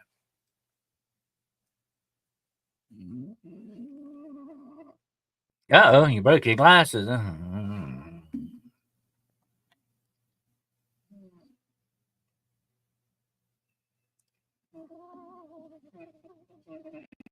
A centaur, yeah, a centaur. A centaur is sort of a fawn type thing. It's kind of like the satyrs. Satyrs supposedly are really more like goat men, but they have the little horns. You remember Jessica had a show the other day about the horned skulls and all that. Supposedly the satyrs had little small horns like goats. The Pan, of course, looks like that too. The god Pan. It's like the girl dong and the pancakes. Yeah, he's sort of the head of the satyrs, you might say. But then you have the centaurs, and you had two or three different types of centaurs actually. Some had were half man, half goat. Some were half man, half horses, and some were half men, half deer. They're supposedly being like that. So you have different types of centaurs in the world as well. Got all kind of monsters. Monsters are fascinating. It is one of the biggest rabbit holes you will ever go down. Pan is a satyr. Yeah, well, he is sort of the head satyr, you might say. Yes, the pancakes. Are they chimeras like a minotaur? Well, yeah, chimeras are different. Sort of the chimera, I would say the perfect example of chimera would be a griffin. It's all different hybrids of animals. Chimeras are that way. But of course, now chimeras can turn into one certain animal that has a. Okay, let me show you some pictures right quick. I've got some pictures on here. I forgot to put my ticker up there. Let me show you some pictures I've got here. Okay, now this, of course, is the word I was telling you about. That is cryptid, paracryptidology, the study of monsters. Okay, and of course, there's your monster right there. And there's something out in the woods, whatever the heck that is. I don't know. And of course, you have a skinwalker. And take a look at this monster here. This is the very famous Lamia, the snake woman. Yeah, she's a bad gal. She is a sort of the queen of demons. She lures men out in the woods and then drains them of blood. She's kind of like a vampire in a way. Uh, she drains the blood out of them. She's a bad girl. Of course, you got the typical werewolf. And here's something to always remember.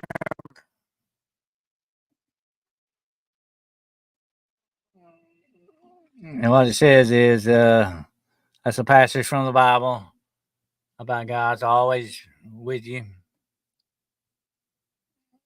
It says, How have I not commanded thee? Be strong and of a good courage. Be not afraid, neither be thou dismayed. For the Lord thy God is with thee wheresoever thou goest. That's good to remember. You've always got help if you run into some of the bad guys.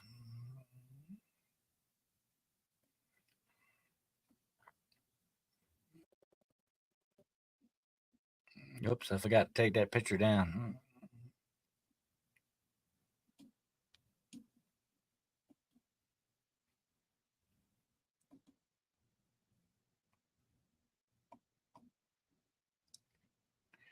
Lion energy is good protection. Don't scare travelers by playing tricks on them.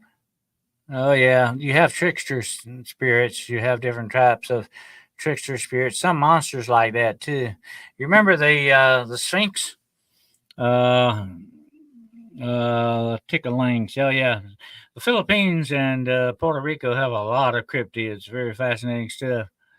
Uh, the Sphinx, of course, was on the road, supposedly on the road to Athens, and the Sphinx would ask you a riddle.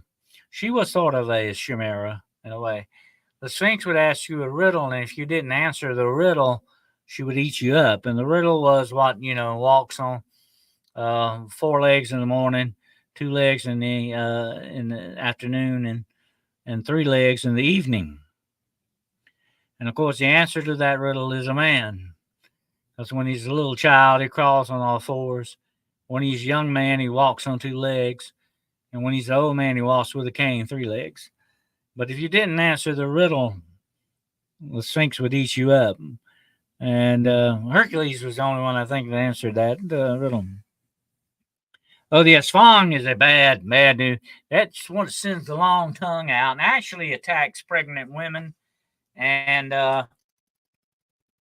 drains their anemic fluid off of them and also kills the baby. It sends its tongue out into the window in the house and all that. A lot of people in the Philippines that will not sleep with their windows open at night, especially if they're pregnant women will not do that. They close themselves up very tight at night for fear of their swang. Um, you got some very interesting stuff in Puerto Rico and the Philippines and places like that. The swang. You never heard of it? Oh, it's very famous. Matter of fact, you need to watch. You need to watch Grimm. Grimm has all these monsters in it. Great TV series, by the way. It's on Prime. Grimm is great. You need to watch some of it. You like cryptids, you could not help but love Grimm because that's all it is. A bunch of cryptids, man. All kinds of cryptids. And the song is one of them that they cover in there. The La Llorona also shows up in Grimm. La Llorona and Krampus. You got a lot of them. And by the way, Krampus can be run away with mistletoe. A stake of mistletoe will kill Krampus, supposedly. Like Kiki, yeah. It's a weird thing. That tongue is what.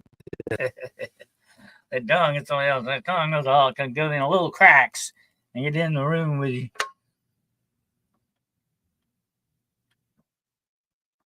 He's a bad dude. Yeah, Graham was great. If you like cryptids, you need to watch that Girl on her Gone. Have you got Prime? Amazon Prime has got Graham on there. The whole series. I think it went on 5 years, if I'm not mistaken. Krampus Nights, December the 6th, yeah. Like I say, mistletoe will keep Krampus away. Some people swear that a candy cane will do it too, but I don't know. I think I'll probably eat them. I would eat one of those myself. Krampus is the bad Santa Claus, but he's a cryptid. He's a monster. There you go. So he would. I don't see you. That's why Santa Claus is a monster. He is supernatural. But that's Monster Hunting 101 tonight. I hope you all enjoyed it. And like I say, you got any more questions? I'm open for questions. We got 15 more minutes here. And Graham was a great series. I watched every single episode. I like how they explain the monster. It absolutely is. Great TV series. I hated it when it ended, but it was great while it lasted. And a lot of it is based in Germanic folklore, but not all of it. Like I say, they covered La Llorona. They covered a lot of different ones. Nature can be a monster, bad weather. Well, there are legends that certain storm demons live in tornadoes and bad storms and evil winds that blow.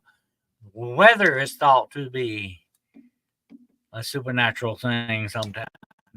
A lot of people believe that the devil, being the power of the prince of the air, is also the generator of a lot of storms and bad stuff.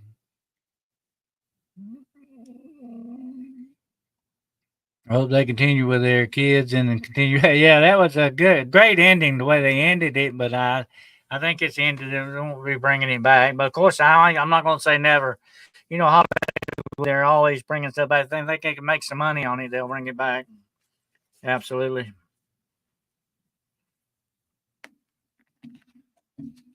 By the way, this thing is always hot. Always keep it hot, unless you got kids around.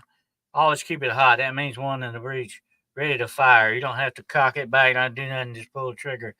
You keep it ready, keep it hot, or you don't want to waste time on racking one in there when you don't need to. We always carry on in law enforcement that way. Rack control storms. Witches can call up storms and windstorms, Witches are good at that. That's a specialty of evil witches, calling up windstorms and stuff. Happy Hot Wednesday.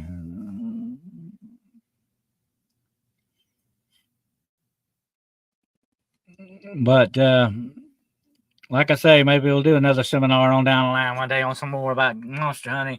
This just scratches a little bit of the surface. It's a very, very deep subject. It goes into a lot and covers a lot of ground, but it is fascinating. The things, our possibility of the things that may be in this universe with us.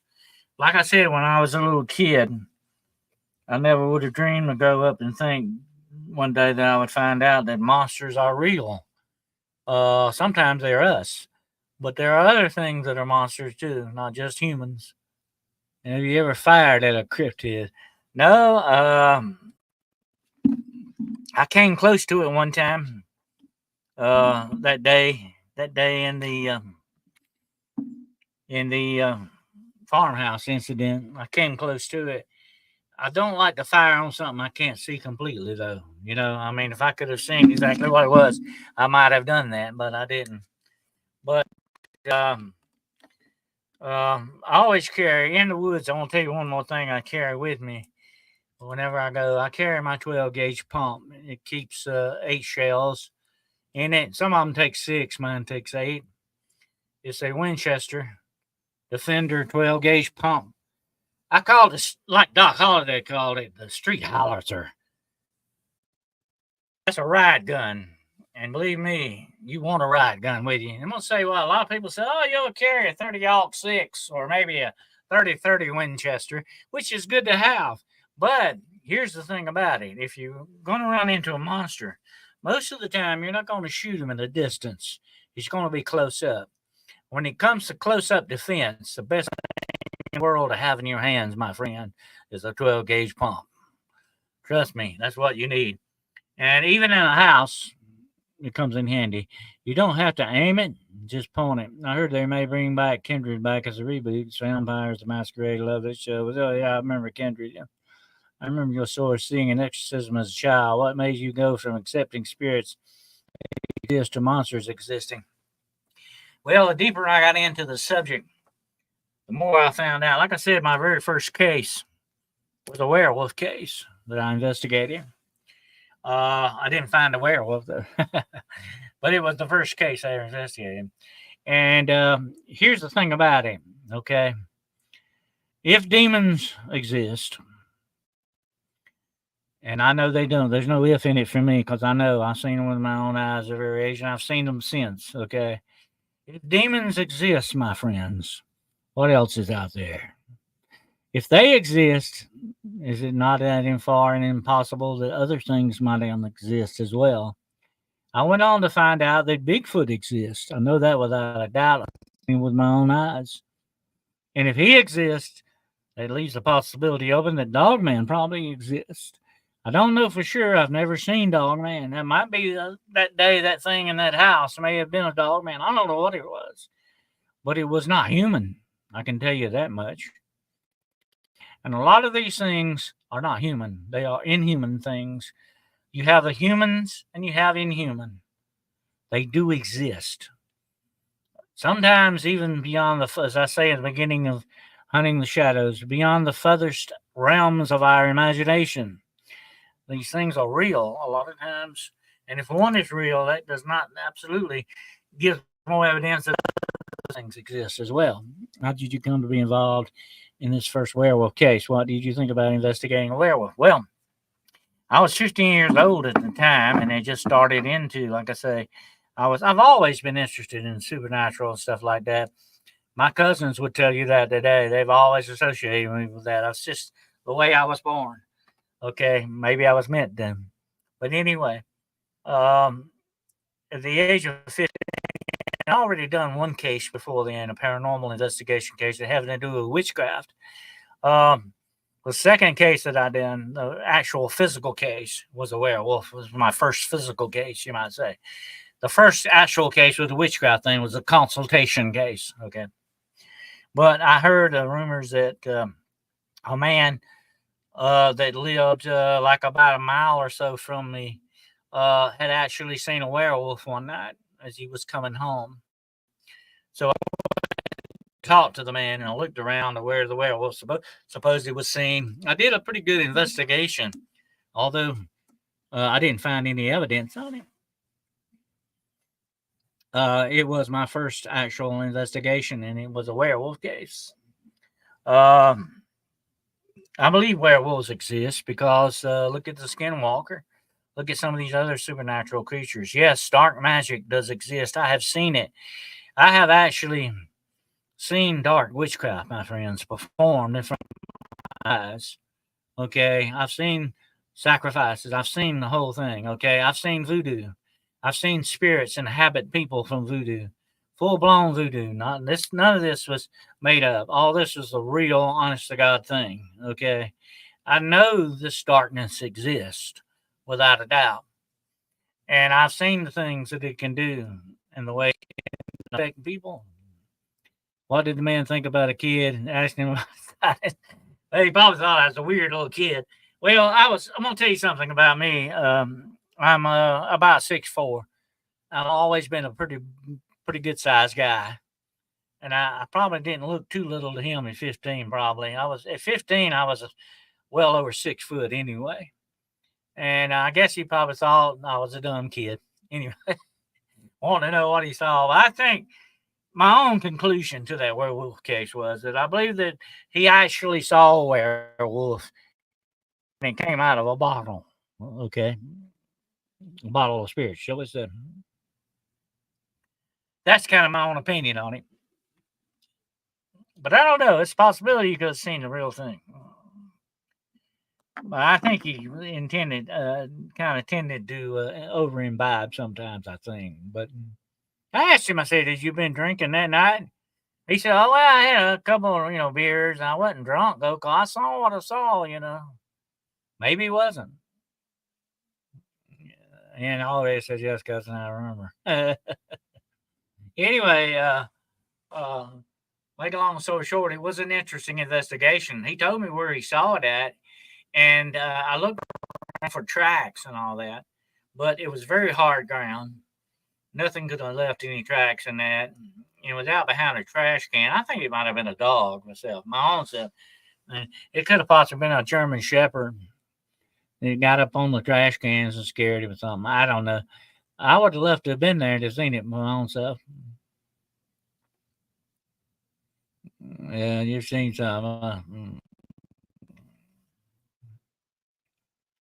You think you saw a dog man? I don't know. I don't know. I don't think it was a dog man. I think it was a full blown werewolf. Let me tell you where I live. There is a story of something that actually took place. I got a film on it. Um, I live in a pretty haunted location. There actually a werewolf sighting. Now, this was back like maybe 10 years before I was born. It actually made national news. This werewolf sighting here in this town where I live. That's why I investigated this man's sighting because I'd heard about this. But like I say, it was 10 years before I was born. And it made national news. It was called The Werewolf Down South. And it actually killed a bunch of cats around here. And they hunted it. And I got the newsreel. I have to show the newsreel on it sometime. It's very interesting. Was he worried about your safety? No, he didn't. Well, I just interviewed him and saw where he happened at, and asked him a lot of questions about it. But that's about as far as it went. Like I say, there wasn't. I had no other clues and nothing else. Nobody else reported any. I asked around a couple of houses around. Did any of you see anything or hear anything like the night? I think it happened like when I went and investigated. It was like a couple of nights later after it happened, but nobody had seen anything. I did a very thorough investigation on it, but turned out with nothing on. Yeah, Crystal heard about that, about the werewolf. Yeah. That's very famous. I'll have to get that newsreel sometime. I got it on my Facebook. I'll have to try to put it on here sometime and let you guys watch it. It's very interesting. But they actually did an old newsreel on it. I used to have the newsreels on before the movie in the theater, and this newsreel shows a lot about it. But there was also a theater group now that actually recreated it, the eyewitness reports. You can watch some of that in the reel too. Was the man excited or embarrassed to talk about it? Well, he believed what he saw. I actually believe he believed that he saw that. Okay, but whether it was real or not, I can't say. But he was not embarrassed by it. He was he wanted to talk about it. But he didn't, ask. I didn't ask him a whole lot of questions. I mean, it wasn't only so far I could go. But he did talk about it, and he was pretty open about it. I interviewed him. That's how I learned how to interview and all that. Of course, the law enforcement knows how to interview things too. You get as much information, pertinent information, out of someone, and then you can kind of get the background. Here's the thing about like when I go and interview somebody, a lot of times the first thing I'll ask them, did you are you practicing witchcraft? Are you dabbling in the occult? And if they say no, then I have to ask a lot of pertinent questions to find out if there's anything related to it. I have to ask very personal questions. If I were to interview you, you might get embarrassed because I got to ask those questions because that's what you got to do. Chicky Blue says, "What about witches flying on brooms or wherever they are?" Well, actually, witchcraft with the brooms.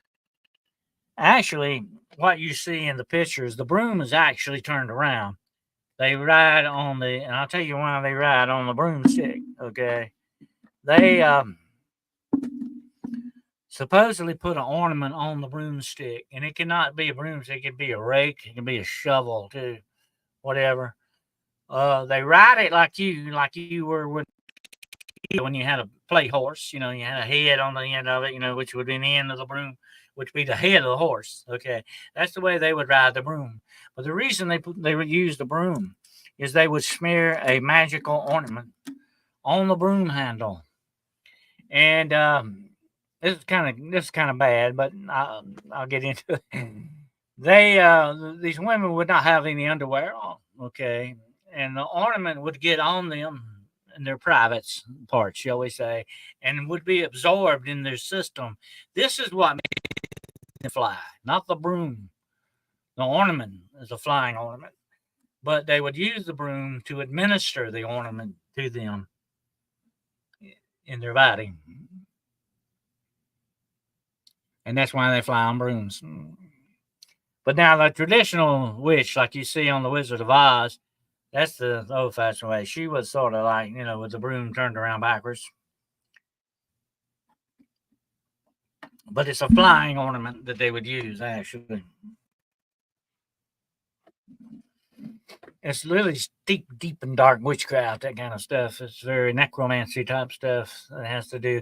The fat that they use, part of the ornament, the flying ornament, is the fat of an unbaptized baby is one ingredient. I don't think I'll go into the rest of the ingredients with you, but that's one ingredient in the flying ornament. The ointment is used for other purposes too. I won't go into them, but it can be used for flying as well. It's a magical ointment.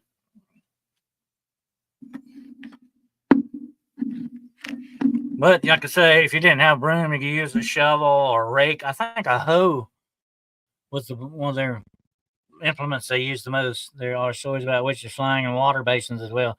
Oh yeah, I'll take it. That witch I told you about. The witch I talked about the other night, flying around in her pencil thing that she used. She flew around in that.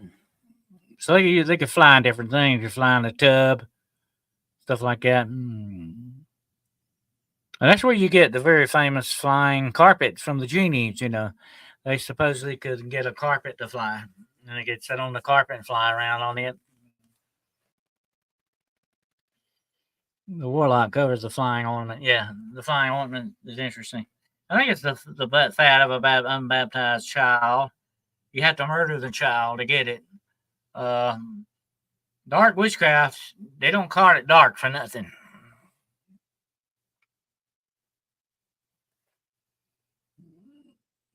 But like I said, and we talked on Jessica's show the other day, and like she mentioned on that show today about the conjuring stuff, the conjuring of things, that goes on a lot.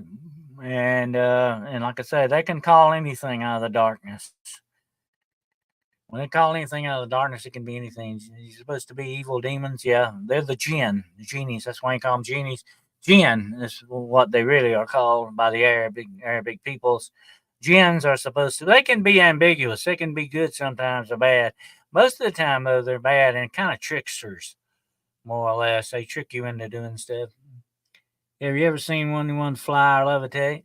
No, I have heard of that happening, actually. I actually have heard of church services where some people have actually supposed, I've never seen one, floating or levitating. There was a nun, I think, that actually would levitate, and that's where they got the idea for the flying nun from, by the way. Remember the Flying Nun TV series?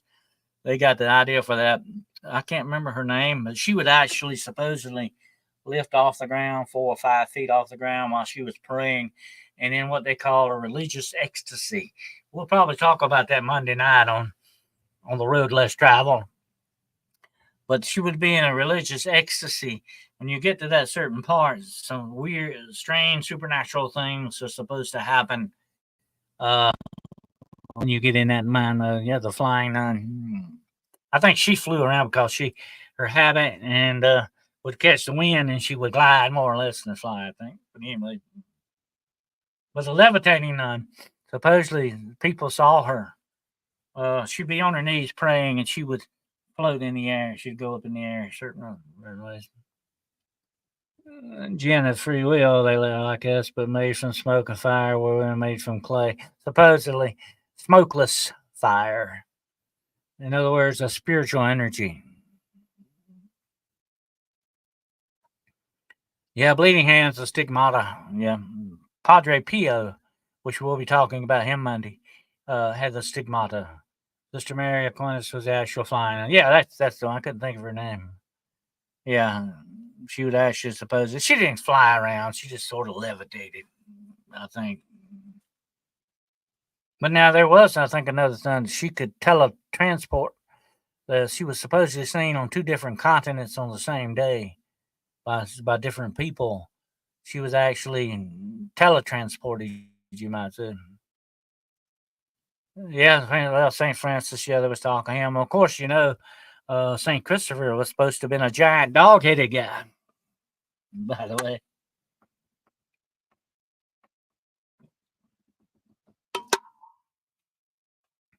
Sally Field, yep. She's still with us. I don't know if she flies anymore.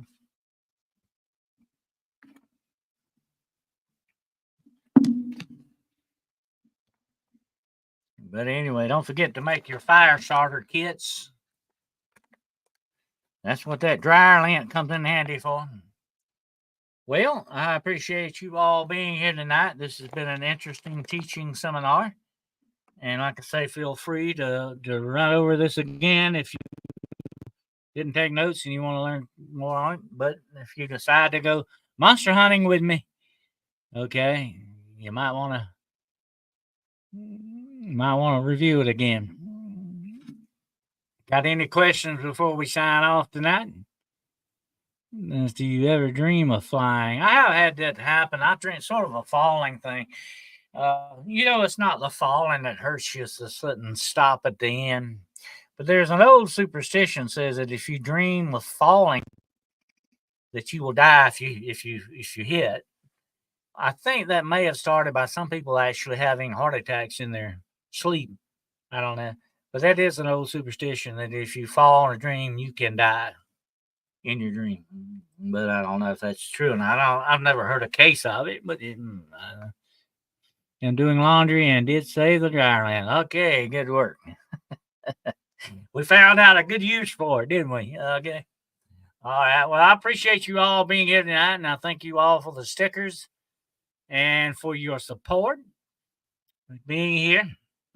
And I really do appreciate that. And I hope we all shared in learning it and all that. What about monsters and dreams? Well, the best thing to protection of that is spiritual protection in dreams. I have actually been attacked by demons in my dreams.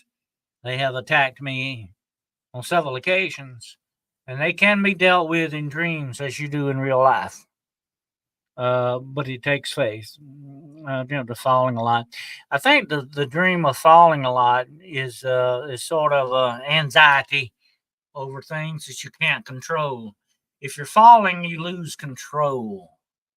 And I think that's anxiety, subconscious anxiety of losing control over a certain area of your life or some situation in your life. I think that's what that's really coming out to. Paracryptidology. Now you learn a new word. Paracryptidology, the study of monsters. So watch out for those monsters. I'll change my hats now. It's time for me to put my hunting hat on. Watch out for those monsters. And if you run into any, call me immediately, okay? And we'll deal with the situation. Absolutely. I want to thank you all for being here tonight. It's been splendid. And like I say, Friday night, hopefully, we'll have Mr. Hawkins on here. We'll see what he's got to talk about. It's a very, very informative show. Hope you all have a great night. Thank you, man. Thank you, Chicky Blue. Thank you, Crystal. Thank you all for being here tonight, Girl on our Gong, and Kyle, and all the rest of you. Appreciate your support and all the stickers and all that. I'm John Fortman, Coco, Good to have you here as always. Yeah, get the old hunting hat on. And I've hunted a lot of monsters with this hat. Yes, ma'am. And I want to appreciate you all being here. I want to thank you so much.